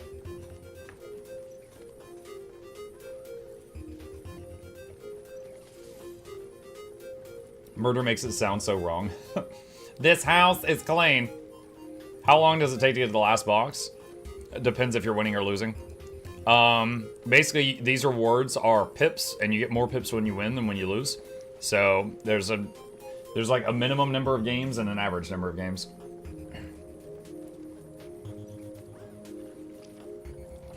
But you get gold on the other boxes on the way there, and this is also not counting the reward track. You're getting the reward track stuff, and you get these rewards, and also you get these rewards while you're PvPing. There's 3 bars.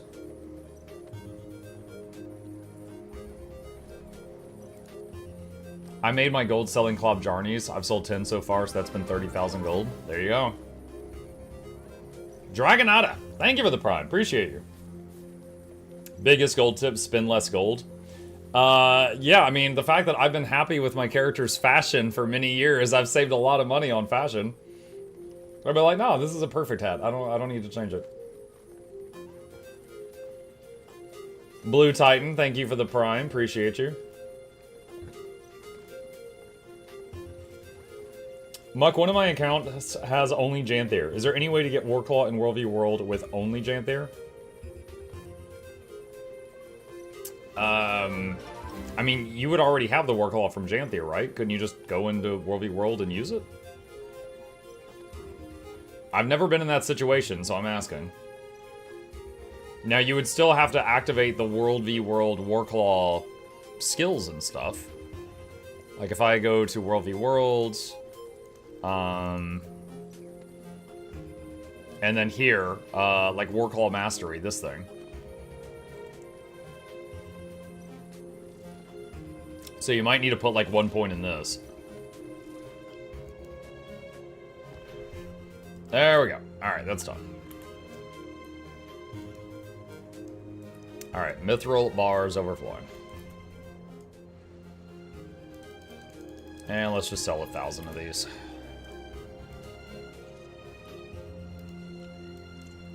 $2 gold.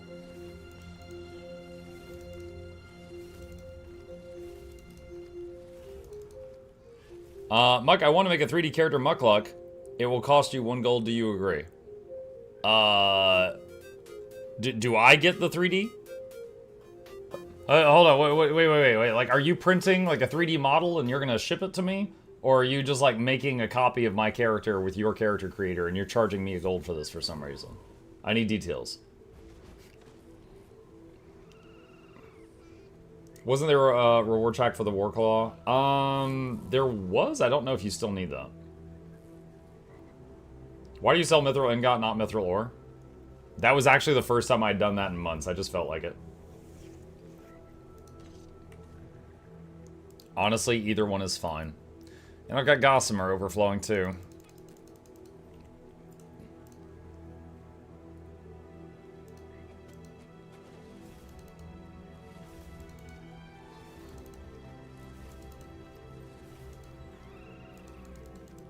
Okay. Mordrum slivers.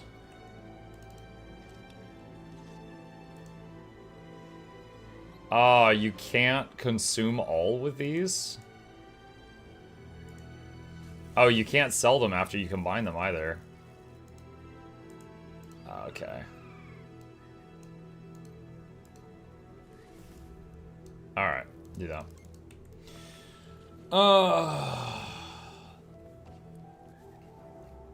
The crafted mat unironically sells for like a few copper more if you're really stingy.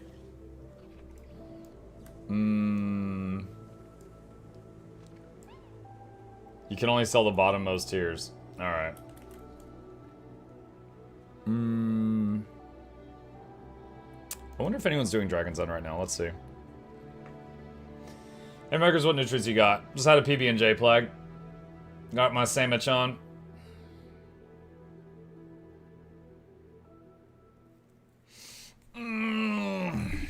Chat, the Guild Wars 2 drop streams are fantastic.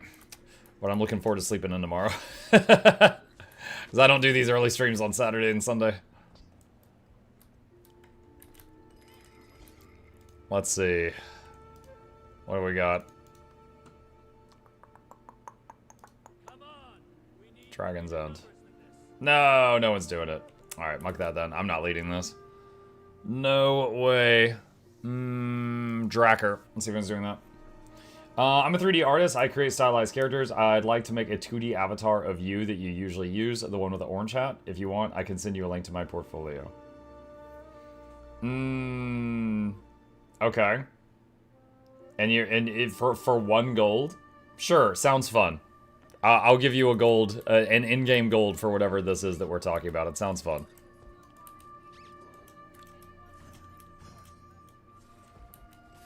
If they rip me off, chat, the loss is minimal. What module is showing the event timers? Event table. It's in Blish HUD. If you do !Blish in my chat, there will be a link to a bunch of guides. It's called event table.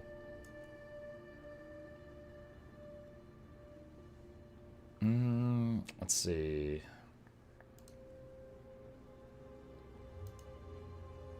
No one doing Drakkar.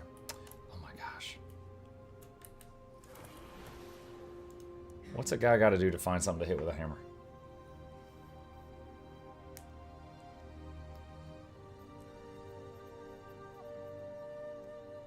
For gold, it's worth the gamble. Yep. Hey, Mike, what time is the Skimmer stream? I think it's in like 2 hours. I won't be live at that time, so I'll be rewatching it later this evening. They're all doing fractals? Yeah. Oh, here we go. Here's everybody. They're waiting to punch a worm. They're all here for worm punching.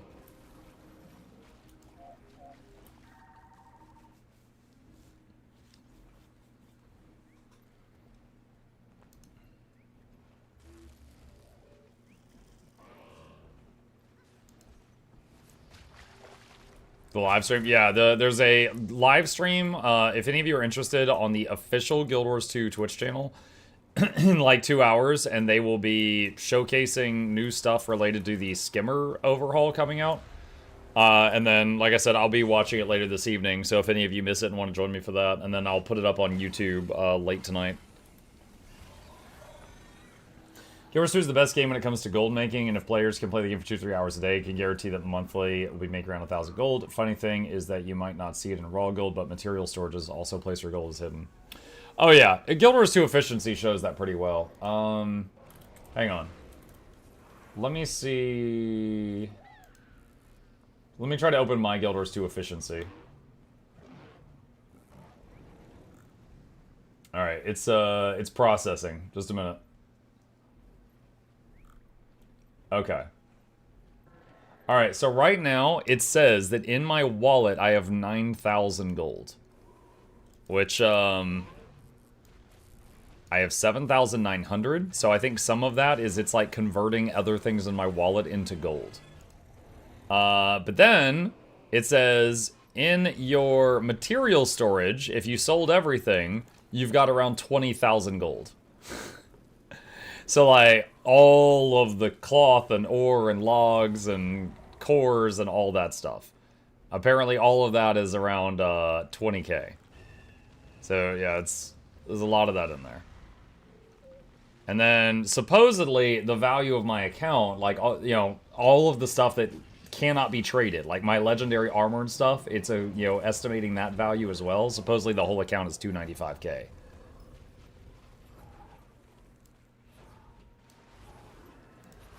Have you ever went through and cleared out your entire mat storage? No. Anytime I want some obscure thing, I want to be able to make it. So I usually, if I'm full on a material, I just sell like half of it from full.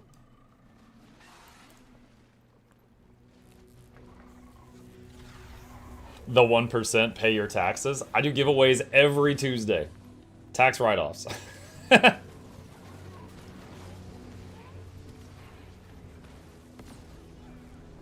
This game is taking me out of my depression. It's a shame I don't have the money to buy the first X-Pack.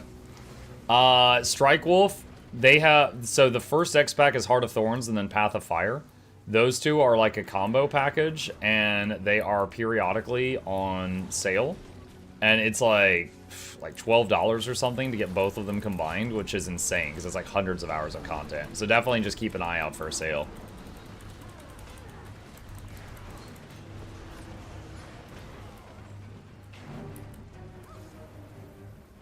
Worm time! What is the skimmer stream? The skimmer is one of the mounts in the game. It's this one. It hovers, flies a little bit, it can go underwater. And they're doing a complete overhaul of the skimmer in the upcoming expansion. There's a stream later today where they are showing what they're doing to it.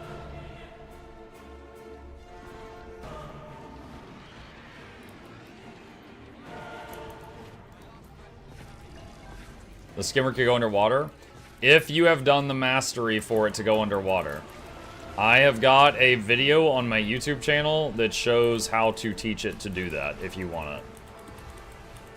Just search my channel for skimmer or underwater or something like that. And they said if you already have that mastery, when you get the Visions of Eternity skimmer, you're going to get a bunch of bonuses.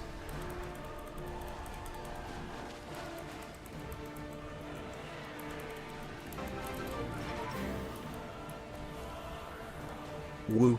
You hit your 200 plushies. Yeah! Smile. Oh, I hit the stretch goal. I didn't hit the plushie. But yeah!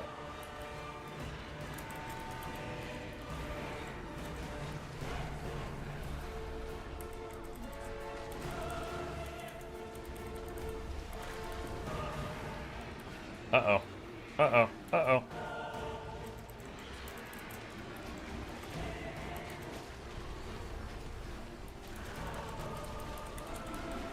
I love how unenthusiastically the TTS bot says woo. Yeah.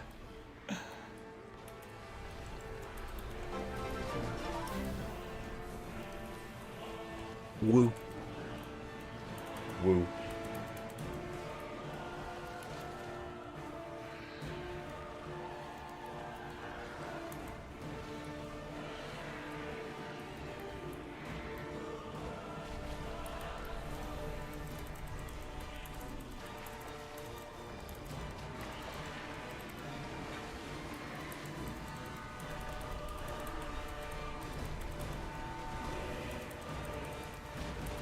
Have you had any ideas for plushies? Oh yeah, I got a dozen of them.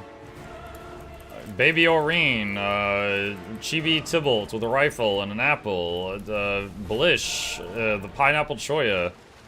I got a lot written down. And it's up to Arena Nev, they want to let me.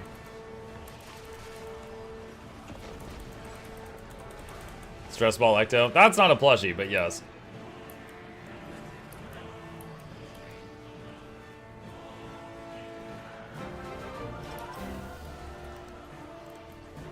I would go for Mini Blish with lab coat. Well, I think I would try to make him look like the OG where he had like his little vest.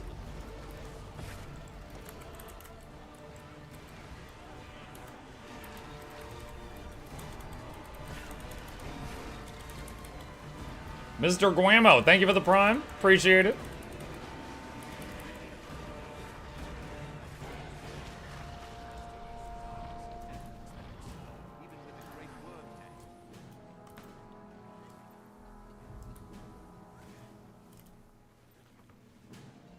Is ANET open to it, like at least discuss it, the plushies?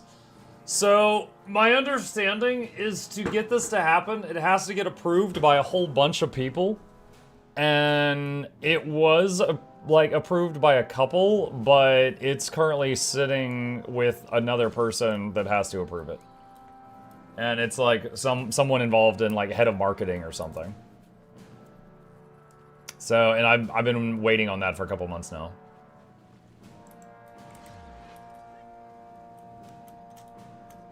Because, I mean, either, maybe A, they're thinking about it, maybe B, they've decided yes, but they have to draw up a contract, maybe C, they've decided no, but they haven't broken it to me yet, I don't know. ANET has a head of marketing? I think so, I think that was who has it. Hold on, I can't tell too much, but I'm trying to find...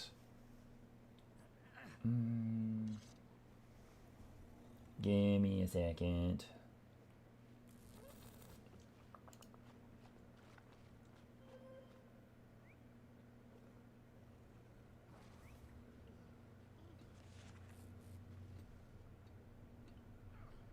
Okay, it wasn't director of marketing. It was a different director. And I don't want to say more than that because I don't know if it would overstep anything. But yeah, there was basically another important person is being talked with about it, and it's there for a couple months now. Yeah, because again, full disclosure, they don't need me for this, right? So basically, like, I'm saying, hey, if you give me permission, I'll do all the work, and then you guys get a cut of the profit because I'm using your characters. But of course, you know, they want to make sure that I be like respectful to the characters, so they would probably be like, okay, you do this and we get, you know, 50%, or, you know, one, you have to pay like a fee to get permission and then we get 50%. That would be within the realm of possibility. Or you have to show us the designs before we approve them, and we get to make, you know, last-minute changes. Like, all of these are things that I would possibly expect from this. But at the moment, it's just wait. Like, the current plushie, the minion on the right-hand side, like, I knew that I could do that one at any time, so I was holding off on doing that one for a while, because I kept wondering, like, you know, I don't want to start on the minion, and then the next day, they're like, go ahead, you can make Oreen. Because I'd be like, okay, well, Oreen's going to sell better. But after, like, a couple months, I was like, alright, I'm just going to go ahead and do the minion while I'm waiting.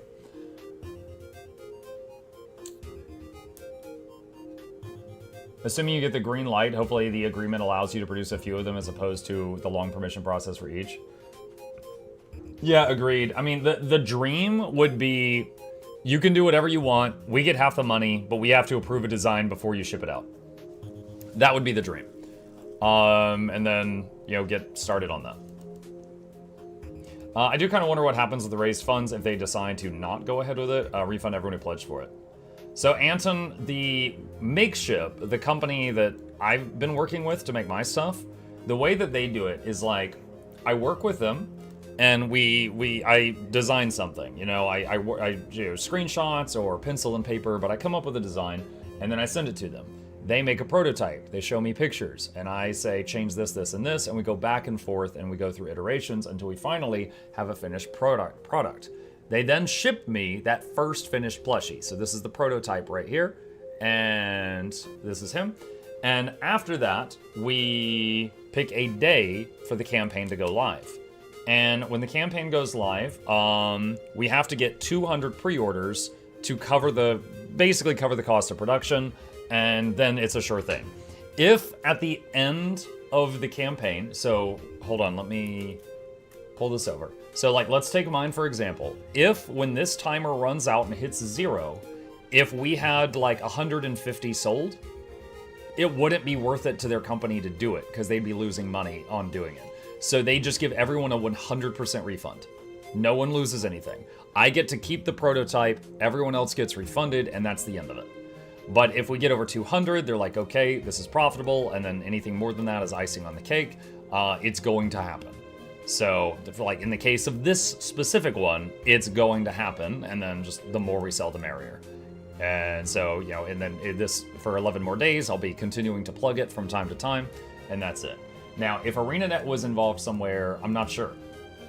Like, I would hope, like, if they said, Muck, you have to pay us a flat fee to get permission, and then we get half, I would like to add, if they said something like that, I would request, like, can the fee be dependent upon the success? Like, if it's successful, then you get the fee and then half. Or if it's unsuccessful, can we waive this? Yeah, something like that. But I have no idea what their request might be. I just know of examples of what their request could be based on what I've learned so far about the plushie industry. We'll see. Does the minion have 4 eyes or is it 2 eyes and eyebrows? It's 2 eyes and eyebrows. There is a smug emote in this channel, if anybody wants to do it, and it was very heavily designed by the smug emote, as well as a picture of Freerun. Yeah, there is... Hold on a second.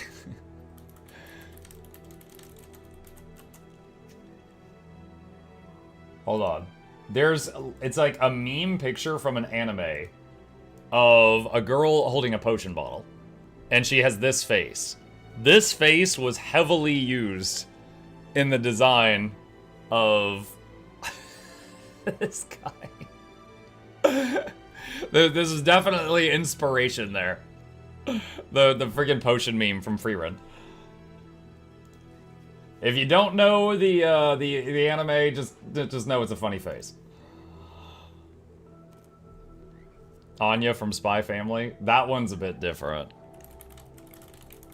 Hold on. If I search Anya Smug. Okay. All right. The one that let's see. Open image in new tab.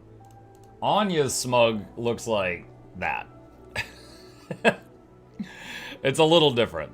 I'm sure we could totally use that somewhere and put that on Canuck or something, but that one's a little different.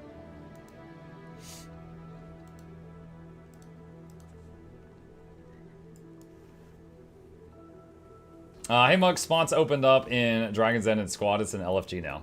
Oh snap. Still? See. We'll see. I'll take a look. Thanks for the heads up. You could do tie me with that face? Tie me with that face? Muck is a Freerun weeb?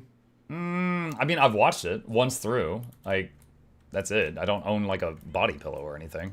But I have seen it once. Let's see. Where is End of Dragons? There you are. No, I don't see it in the group finder. Am I on the right map? I don't know if I'm in the right map. Might be full again. Sounds like something somebody with a body pillow would say. Yeah, here, hold on a sec.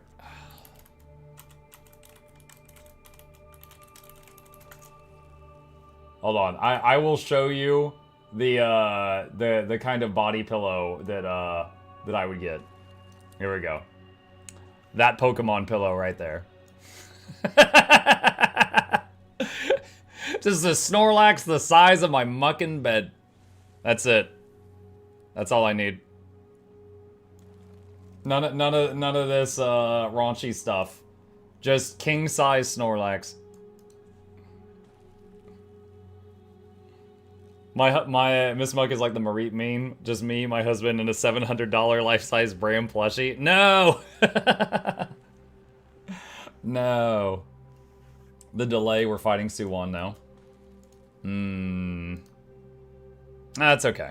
It's okay. I mean, I wasn't there for the build-up, so it's fine. Snorlax is your waifu? No, it just looks comfy. Just looks comfy. Let's see if anyone's doing the claw. If you enjoyed Freerun, you should watch Tanya the Evil. I don't know if there's been more. When that came out, I watched it, so there was like a season, and I did enjoy it. I don't know if there's more that's come out that I've missed. But yeah, that was a fun one when it came out. I'm watching a couple of animes right now. Dan to Dan Season 2, Sakamoto Season 2. Someone just recently in chat recommended me to try out Clevites, and I started watching that just like last week. Yo, that thing is bloody. This is gory as hell. I feel like I'm watching like the original Berserk again a little bit. Do not watch that one at work.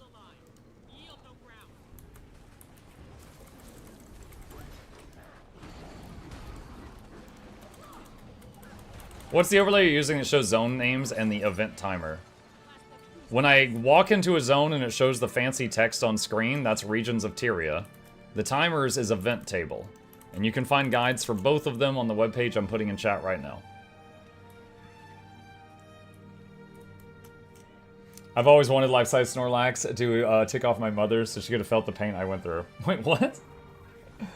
Felt the pain you went through.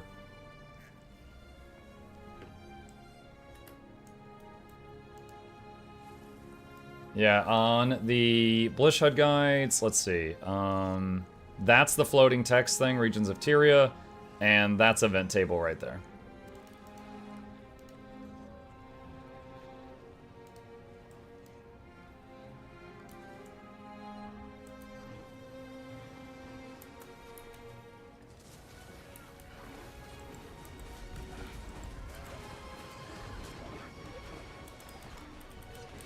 No more Blish HUD guides? I admit, I haven't talked with the Blish guys in like half a year, so... I'd say the last one I did for them was that roller beetle one. That took a lot out of me. So I would need to... I'd need to touch base with them and see if they need any more done. Muck, is Silksong only for a short-tempered person? Wait, sorry, hold on. Is Silksong okay for a short-tempered person? Oh, no, absolutely not. No, you would destroy your drywall. No, I do not recommend Silksong for a short-tempered person. No, not at all. If you want to play a platformer that is awesome and you're short-tempered, maybe Ori and the Blind Forest or Ori and the Will of the Wisps. Those are both fantastic. Silksong is a you will patiently try and try again when you are dying on stuff for hours.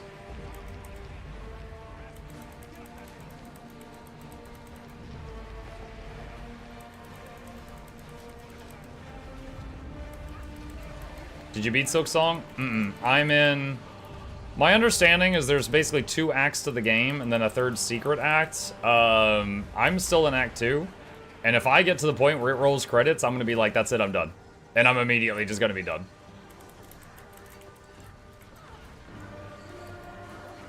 Like, it's just sheer effort of will keeping me in it at this point. Silksong beat you? No, I haven't quit. I haven't quit. I'm still going. But we've left the fun area, and now we're in the Trials of Endurance area. And I am trying to stay in it and finish it. I'm gonna go Druid for this part.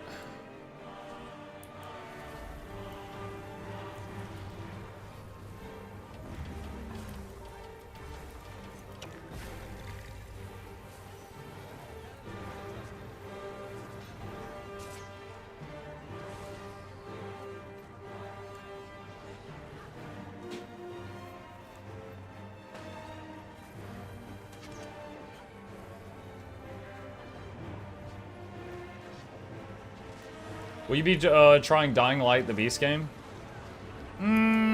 It's not really on my radar right now. I played Dying Light 1, and it was fine. Like, I didn't love it. It was okay. So I'm not, like, jumping for joy for a new Dying Light game, but I might try it out at some point.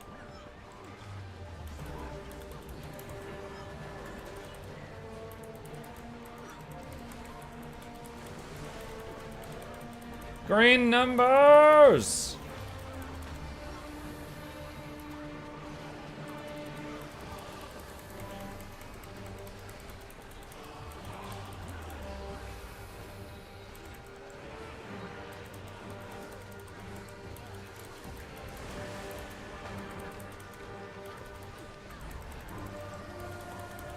Oh my god, so much healing. So much healing.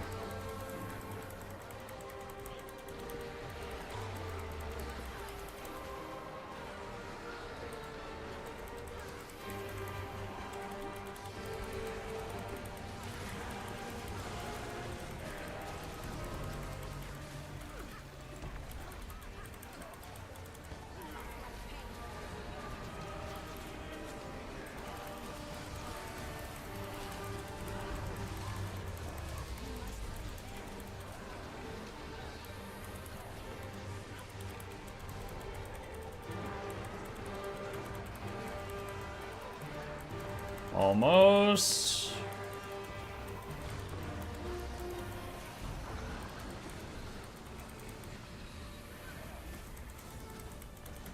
Oh man, that's so good. So good. Let's see, hold on, I have to see what are the self-stats on that. 11k HPS. Not as high as last time. Last time I got 15k, so there's probably more healers this time dividing the workload. Let's see. Scrolling up. Are you still playing Days Gone? Yes, I haven't finished it. We put my other games on pause during the drops week. Have you tried out the new Party Finder yet? If so, any thoughts? Yes. Yeah, I mean, it seems good. Right now, it doesn't differentiate like healers from boon DPS from DPS. It just throws 5 people together. Totally fine for really easy content. They would have to add more filters to it if they were going to use it for tougher content. Let's see. My 13-year-old might like it. He loves Souls games. He's beaten them all. I personally believe that Silksong is tougher than the Souls games I've played. I've played Elden Ring. I've played Dark Souls. I've played First Berserker Kazan, Lies of P, Black Myth Wukong, and I think Silksong is a different type of difficult that makes it more challenging.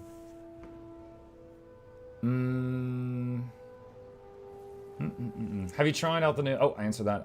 There's a vendor to go to +1 agonies for higher ones. Yes, that's true. Baramir says, can someone explain to me how to claim rewards after watching the Guild Wars 2 streams? Baramir, you would click... You should be near the top of the chat box. There should be something to click on that will allow you to open up your Twitch inventory, and then you can click claim on each of the awards, and they should mail to you in-game. If they do not mail to you in-game after you've clicked that, I have a little 1-minute video that I'm linking in the chat right now that shows how to fix that bug.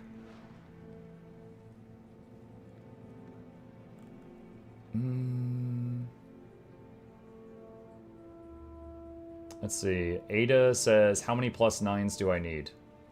If you're trying to do max fractals, like, now there's 100 levels of fractals. If you're trying to do the max ones, you need 150 agony resist, which is basically putting a +9 into everything. And that gets you over 150.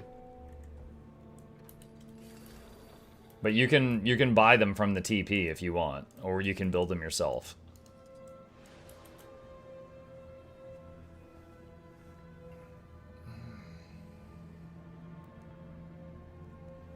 Let's see, what else is going on?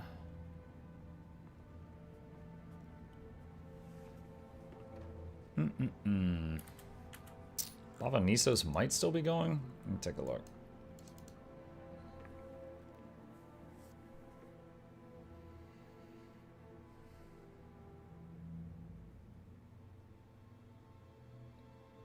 Did Guild Wars 2 say they're overhauling the wardrobe?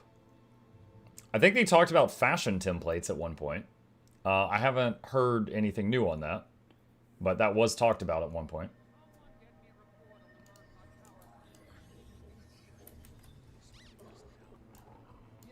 Let's see. There's a chance no one's doing this, but I'm going to check.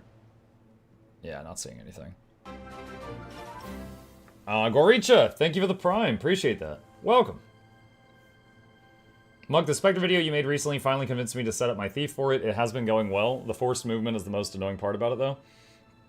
I'd say the forced movement's fine unless you get to a spot that doesn't allow you to do the forced movement. So, like, hang on a sec. I've got a...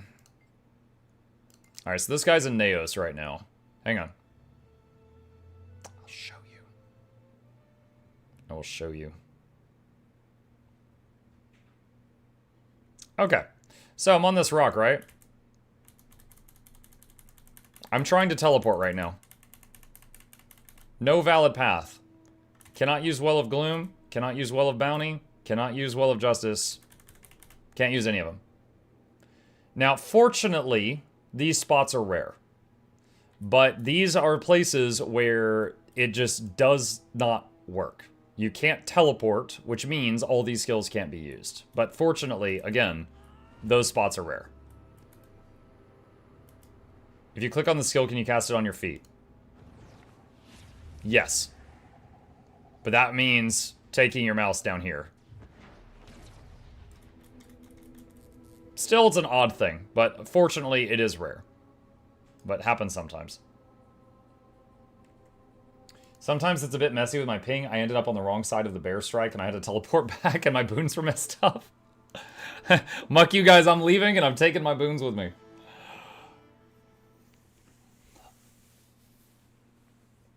Thief has a PvE build? Yeah, the support Spectre, yeah. My kid had to do an introduction video for his media class, and he had me take footage of him playing Lies of P for it. Okay. I mean, if that works.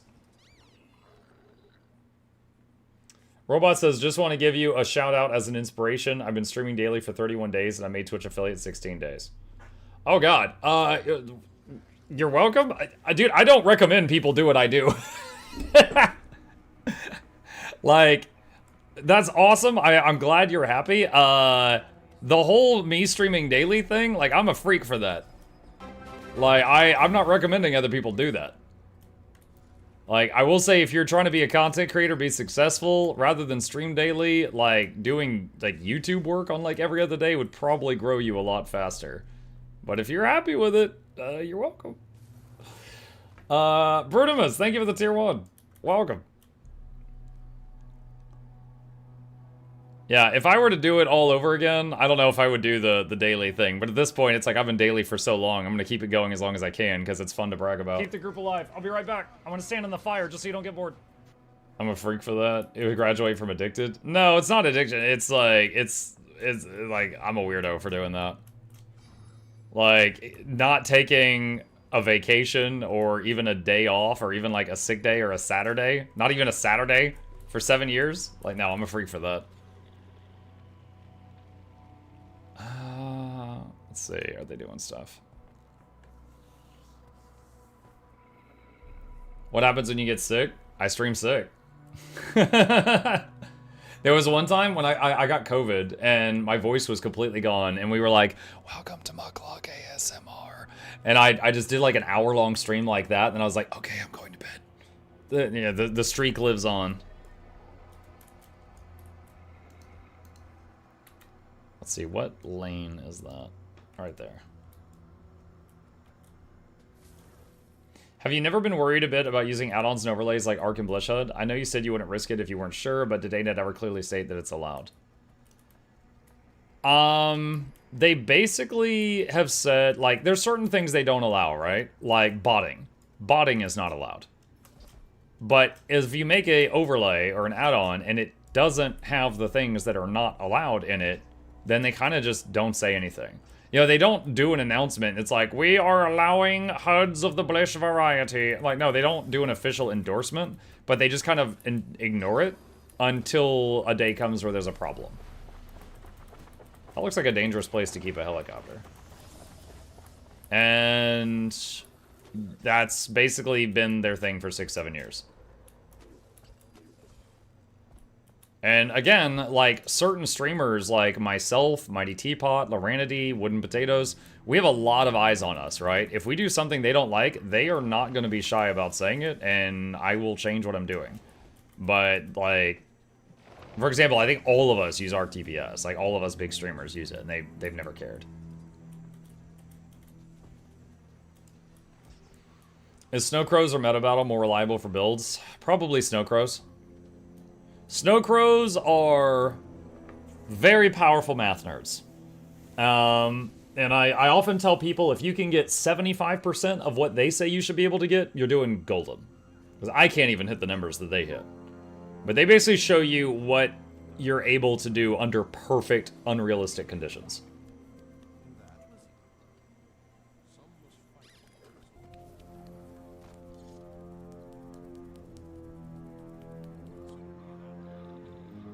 Even a guy that didn't go out much got COVID.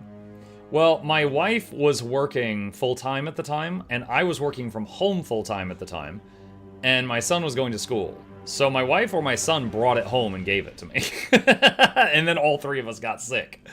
Now, my son bounced back in like 2 days. For me, it was like one of the worst flus I'd ever had. I was like messed up for like a week. My wife was like half a week. So we all got hit in like different intensities. Which elite spec are you most hyped about in the upcoming expansion? Probably Ritualist. I'm curious to see how it ends up being. Parents always get sick from their kids is the law. Yeah. He has a child that's a mobile petri dish. Yeah. Yeah. Yeah, because he goes to school with like hundreds of other kids, and then they just pass things around. Yeah. Yeah, I did get it.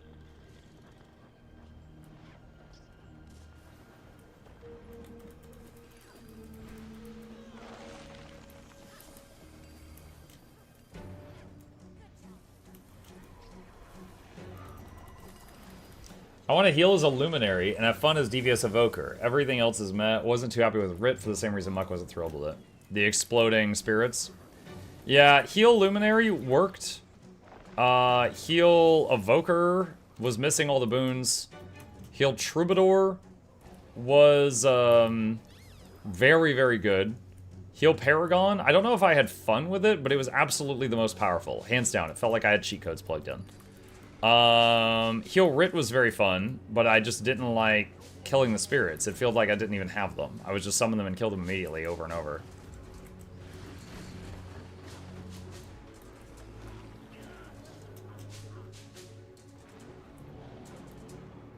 Me and my parents both got COVID from a family trip to New Mexico. Somehow, my grandma, who lived with us at the time, never got it. COVID-free up to the day she died. Interesting.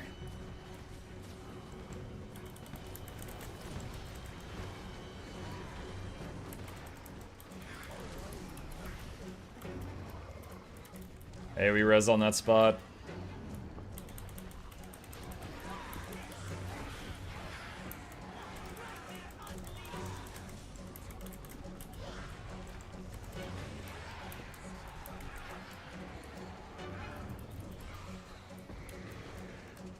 Thanks, Monk, for the white male outfit. Have fun out there, chow. See ya, Aina. Thanks for getting it here. Robot says, I have chronic shoulder pain in my good arm, so I stream about 2 hours daily. It's the most consistent thing for me this year, and playing video games one-handed, I think it's a nice niche. Just gotta be careful with your titles. If your title is like one-handed video gamer, people be like getting the wrong idea. And I'm trying to think, if I was gaming with one arm, what games could I play? Probably like card games? Like, I don't know, like Hearthstone or games that are like that? Like turn-based stuff. Minesweeper, there we go.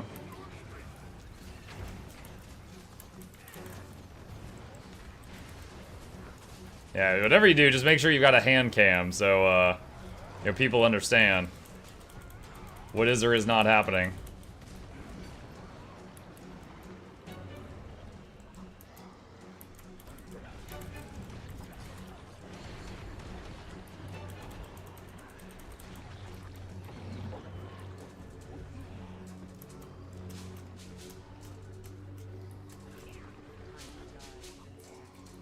I play Guild Wars 2 all for my mouse. Yeah, that's wild. I definitely have an even distribution of button presses with the left and right hand. What do you think of the Druid class? I love it. It's one of the classes I've played the most of. It's great.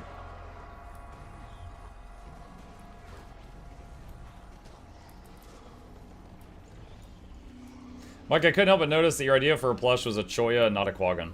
They've already got Quaggan plushies. Hang on. Here.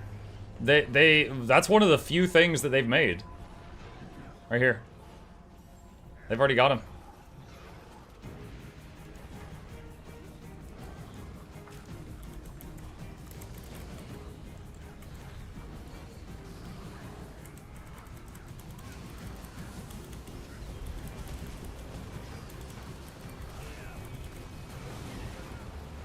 Cannon was talking about how difficult it is to branch out to other games because you're worried about losing viewers. How hard is it for you to branch out to other games and not be a single game Andy?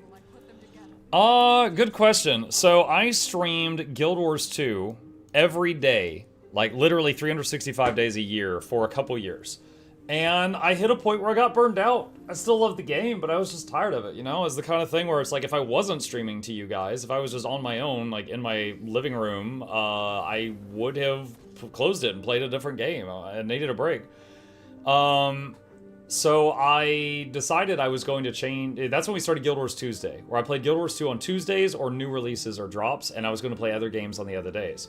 And in answer to your question, I took a hit. Like, I went from, like, at that time, I went from, like, 300 average viewers to 150 to 200. Because there was a lot of people that wanted to see me play Guild Wars, not other games. But I needed to do it for my sanity. So, and for me, because I pay my bills with streaming and content creation, I took a financial hit as well. My income went down because I needed a break from that game. So it is absolutely a real thing that if you are as you said, a one game Andy, if you are just known for one game and then you try to branch out, it will take time. Now, even today, even now, I get way more streamers when I play Guild Wars 2 than other stuff. I'm just more known in the Guild Wars 2 section than I am in, you know, Warhammer 40k Rogue Trader or Total War or Hollow Knight Silksong, literally anything else. So I still get more viewers when I play Guild Wars 2, but there is a growing audience that is accepting of me playing lots of different variety things, right? So it's like, if first my viewership was like this, and then it was like this in Guild Wars 2 and this in other games, now it's like this. Like, they've both grown a little bit. The audience for when I play Guild Wars 2 has grown a bit, and the audience for when I play not Guild Wars 2 has grown a little bit. But it will take time. If you are a one-game person for a long time, and you swap games, there will be some people that will not follow. And you need to just come to terms with that and be okay with that. Because, like, if you just think about some, I don't know, some celebrity or streamer doing something that you like watching them do, and then you think, would I want to watch them do this other completely different thing? You know, the answer in many cases would be no. You know, maybe you really like watching me play Guild Wars 2, but if I'm like, hey guys, I'm gonna play Fortnite today, and you'd be like, oh good god, and you would just like just tab out. You're like, you know what, I'm good, Muck. I'm going to see what's on TV. You know, so it's normal. It's normal. Like, you might like the game, you might like the streamer, but you know, if one of those changes too erratically, you might be like, okay, I'm good. So yeah, just accept that. And if you want to build a audience that is accepting of variety content, start doing variety content. You will take a dip, and you know, if you're consistent though, you'll be able to build that back up over time. Do you by chance have a link to the Quickness Untamed build? Yeah. Hang on. He said defensively. No, I'm trying to say it honestly. Like, for example, Sunday is the last day that drops. Monday morning, I'm going to be playing Days Gone. Without a doubt, I am going to tell you guys there will be a 10th of the current number of viewers when I'm playing Days Gone. But I'm almost done with it, and I want to finish it off. You know, that's a choice by me. If I was in this only for the money, I would just do Guild Wars 2 all day, every day, with no end in sight, because that's where I've built the largest audience, the end, full stop. Do you plan to play Dying Light the Beast? Probably not, unless I get sponsored or something, because I played Dying Light 1 and I thought it was fine. I didn't hate it, but it was fine. So I'm far more interested in other things right now. Did you finish Silksong? No. I paused all the other games we were working on when the Drops Week started. I am not yet done with Days Gone, Silksong, or Dawn of War. Mike, I want to ask you a question. Which class and spec is the most easiest or Stream Deck friendly? Oh, Steam Deck friendly. Steam Deck. Okay, I don't have a Steam Deck. However, easiest to play is going to be low intensity builds. Things like Pistol Thief. Things like Hammer Guardian. Things like Reaper. So I'm guessing those.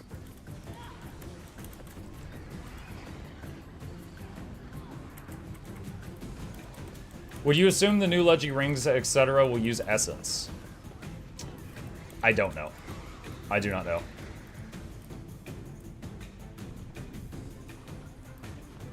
What's your favorite content to play with your setup? Right now I'm focused more on talking to you guys, so open world stuff is you know, nice. But honestly, I think my favorite content in the game right now in Guild Wars 2 is strike missions. They're just enough challenging that I can have fun and really cut loose and try to, you know, push max DPS or, you know, heal people and save lives. But they're also easy enough that I can pug them. They're just like in the sweet spot, I feel like. Speaking of one key Hammer Guardian, did they nerf it? Not that I've heard. As a new Elementalist who hit 80, what elite should I go for? You can go for any of them. I would say, in my opinion, Tempest is easier to play than Weaver or Catalyst. So if you want to start kind of easier and then work your way to the more challenging builds, I would recommend Tempest first.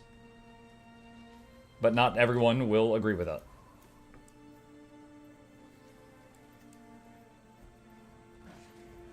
Sorry about the DE meta fail. I remembered you were on EU after the fact. Apologies. Oh, you're on NA. I didn't even realize that till just now. Okay. It takes a while to find strikes for me. Is there a time of day when people are spamming strikes?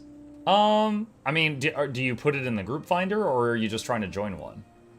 My first thought would be, you know, just put something in the group finder. Like, you know, daily strikes and IBS 5. You know, you just do that, and that usually does really well. Like, I do stuff like that all the time, and I don't have, like, my name in the group finder or anything like that, so I'm getting the same result that you would be, and it works.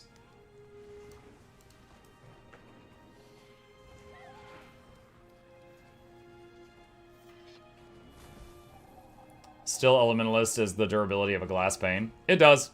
Ellie has, like, almost half the health that I've got on my Ranger. It is less, or it is more prone to being heavily punished from an accident. I know you hate Ellie. I don't hate Ellie. Do you differentiate base Ellie from elites in that you hate, or do you hate Tempest just as much? I don't hate Ellie. I think it's unfair. Let me try to clarify this. Okay, Weaver, right? Weaver is only damage. It is pure damage. They take damage specializations, they take damage traits, they take damage weapons, they take damage utilities, and they're pure damage. And they keep up with a burn firebrand who also can stability on demand, resistance on demand, pull enemies on demand, reflect projectiles, block projectiles, and do your taxes. So I don't think it's fair that if the Guardian has all this utility, I think it would be fair for the Weaver to do like 10k more DPS. That's my thoughts on it. Like, buff them, right? But that's how it currently is. They're doing the same damage as people that also do damage, but also have a mountain of utility. On top of that, they have to do more button presses. So a Weaver, to do the same damage as most of its competitors, is doing like 4 times the button clicks. I don't think that's fair. Like, you're doing, like, you know, it feels like 10 times the work for half the pay. That's how I feel when I play Ellie. So, and then also it's got the lowest health in the game. So yeah, I bully it. It's an easy punching bag for jokes and stuff like that, but it's not hate. It's, what is this doing here? Like, I don't know why Weaver in its current form exists. What's your recommendation if people don't have maces unlocked for Untamed? Top DPS Untamed is Hammer plus Spear. If you've got that, you can do that. If you don't have the Spear either, then you need another power weapon. So that leaves axes, greatsword, sword, longbow. See you for now. See you, Oracle. Those will all be the options. Hammer, sword, axe is high damage. True. Offhand axe 5 is a very hard-hitting attack. So yeah, hammer with sword and axe would be good.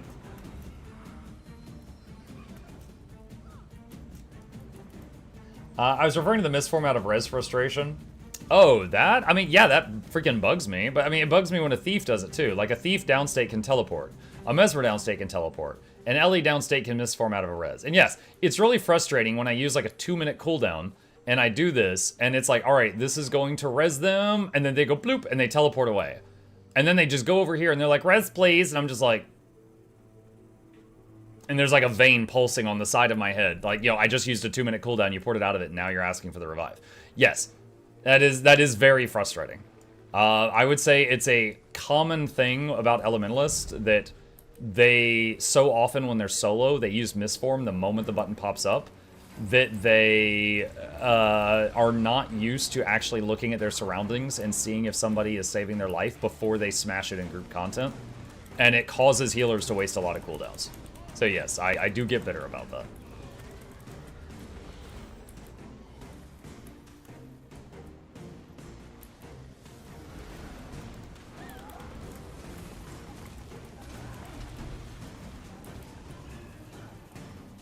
Firebrand is borderline OP and only really held back by its boon application area. We were talking about it in my raid group earlier.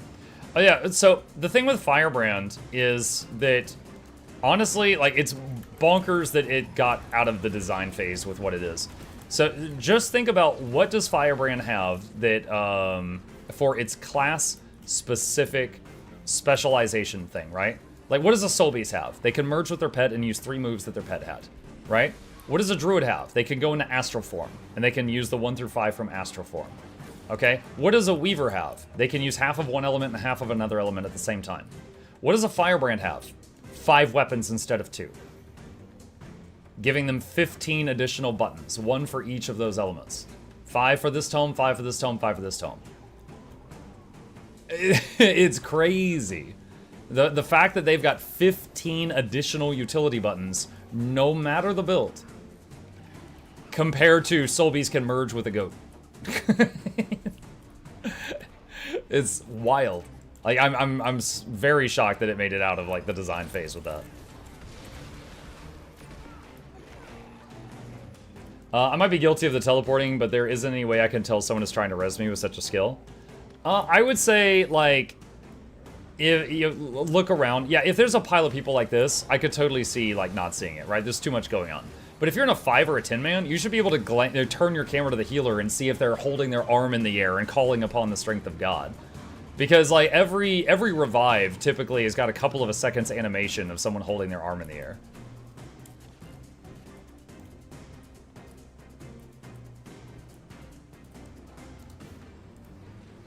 That face when you made Guardians to 2012 and now catching strays for being the favorite child. you have been the favorite child. You hear my guy? Any tips on what skills I should use stealth on Ranger Spear? Stealth 2 is highest damage.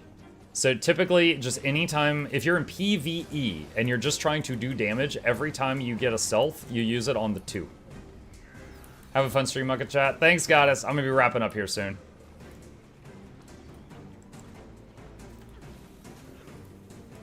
I'll regularly make comments in chat during raids about people TPing out of a res clip for something. It's definitely a problem that players do, yeah. So I would say if you're an Elementalist and you are thinking about pressing the misform button, first think, am I actually in any danger right now? Like, if nothing is trying to finish you off, maybe just wait a second. You know, give your healer a moment. But yeah, if you're like, something's beating on you and your health is going doof, doof, doof, and you're like, you know, I could totally see, like, giving into the panic and mashing the key without really looking around you. But so often they just hit it just because they're bored. They're like, ooh, pretty button.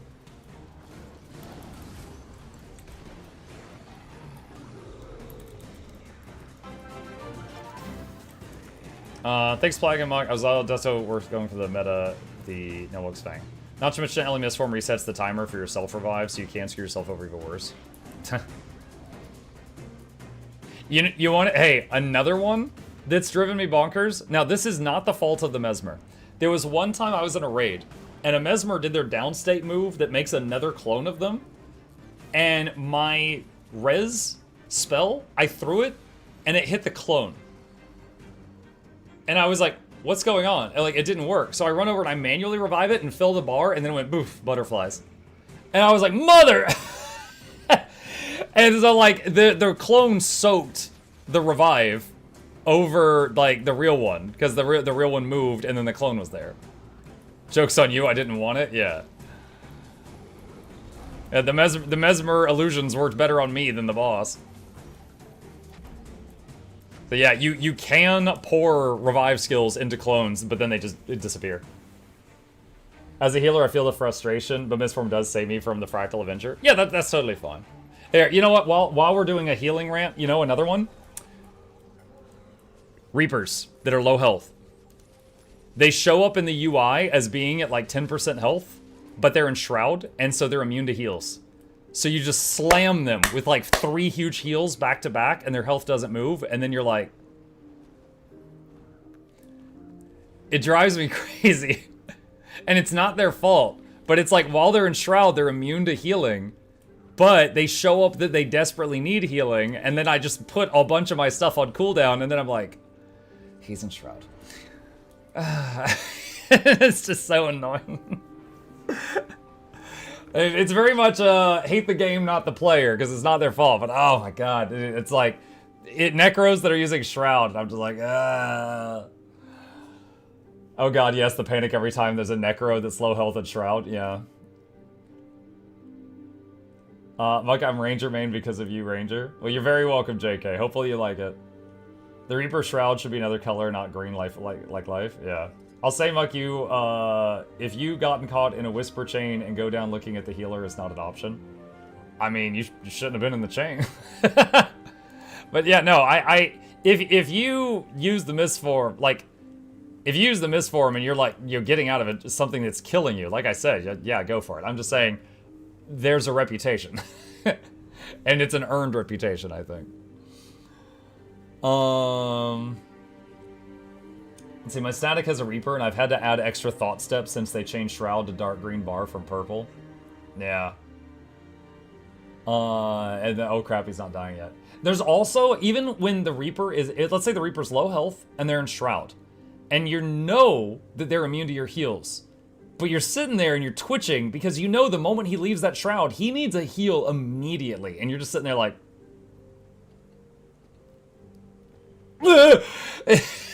And it's still stress. Even if you realize he's in Shroud, there's still stress, because it's like the ultimate game of whack-a-mole. When he leaves Shroud, will I be able to hit him with a fast reaction heal before he explodes? Like, oh my god. Yeah, that's, it's a thing. Any healer, any experienced healer will tell you that Necros can, they add a new layer of stress sometimes. Will Barrier apply on Reaper and Shroud? I think it will. I don't think it's going to like extend the Shroud duration or anything, but yeah, I think it would. Like, for example, when a Reaper is in Shroud, the Shroud time is also the hit points of the Reaper, right? I think the Barrier would prevent damage hitting the Shroud so the time could get used better. I remember in Lost Ark, the Gladiator, I could not get past 25% health because of a trait. Every time I was a healer, it triggered me. It doesn't extend Shroud duration, but it does get Barrier. Yeah. Pretty sure. At least it's not like when Reaper had the down pull and missed it out of damage, then gets pulled back in because of the Reaper. I don't think I know about that. I've had an absolutely abysmal time trying to get into PvP in this game. If I'm not getting blown up instantly and getting verbally harassed. Oh, I'm sorry to hear that. I would say it is very glass cannon-y right now. I totally understand having trouble with burst. As far as the verbal thing, I'm sorry you ran into people like that. I did like 10-15 games the other day, and the burst thing was absolutely an issue, but I didn't run into any of the other thing. Especially in World v World when you precast the spirit and then, oh crap, he's not dying yet. Yep, then it's on cooldown.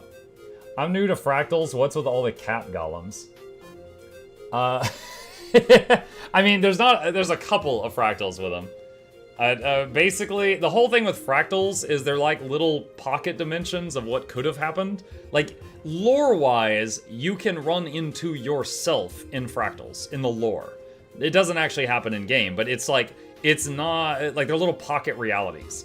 And in them, sometimes things are different. And Asura made golems with cat ears instead of normal golems. That's one of the small weird differences. Gonna take the pup outside. See ya, robot. I was dipping my toes back in PvP yesterday, and dear God, the one mesmer was annoying the hell out of me. Spent so much time as a MOA.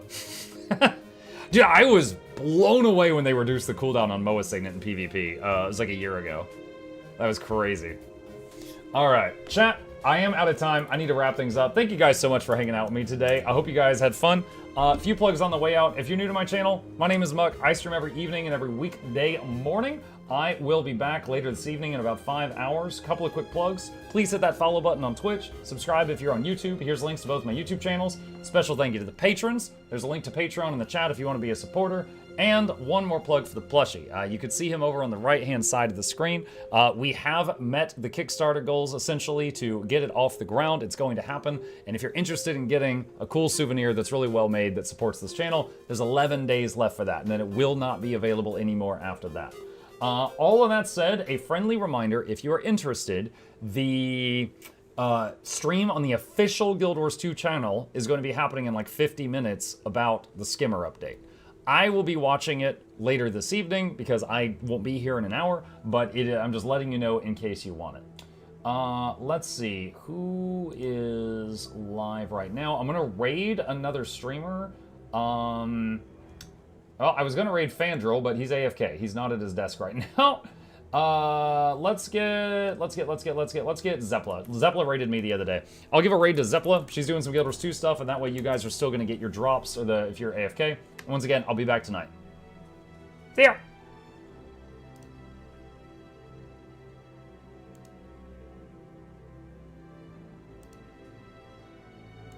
The lady in the video literally said they don't remove stuff. Seasons of the Dragons is the achievement for the free amulet.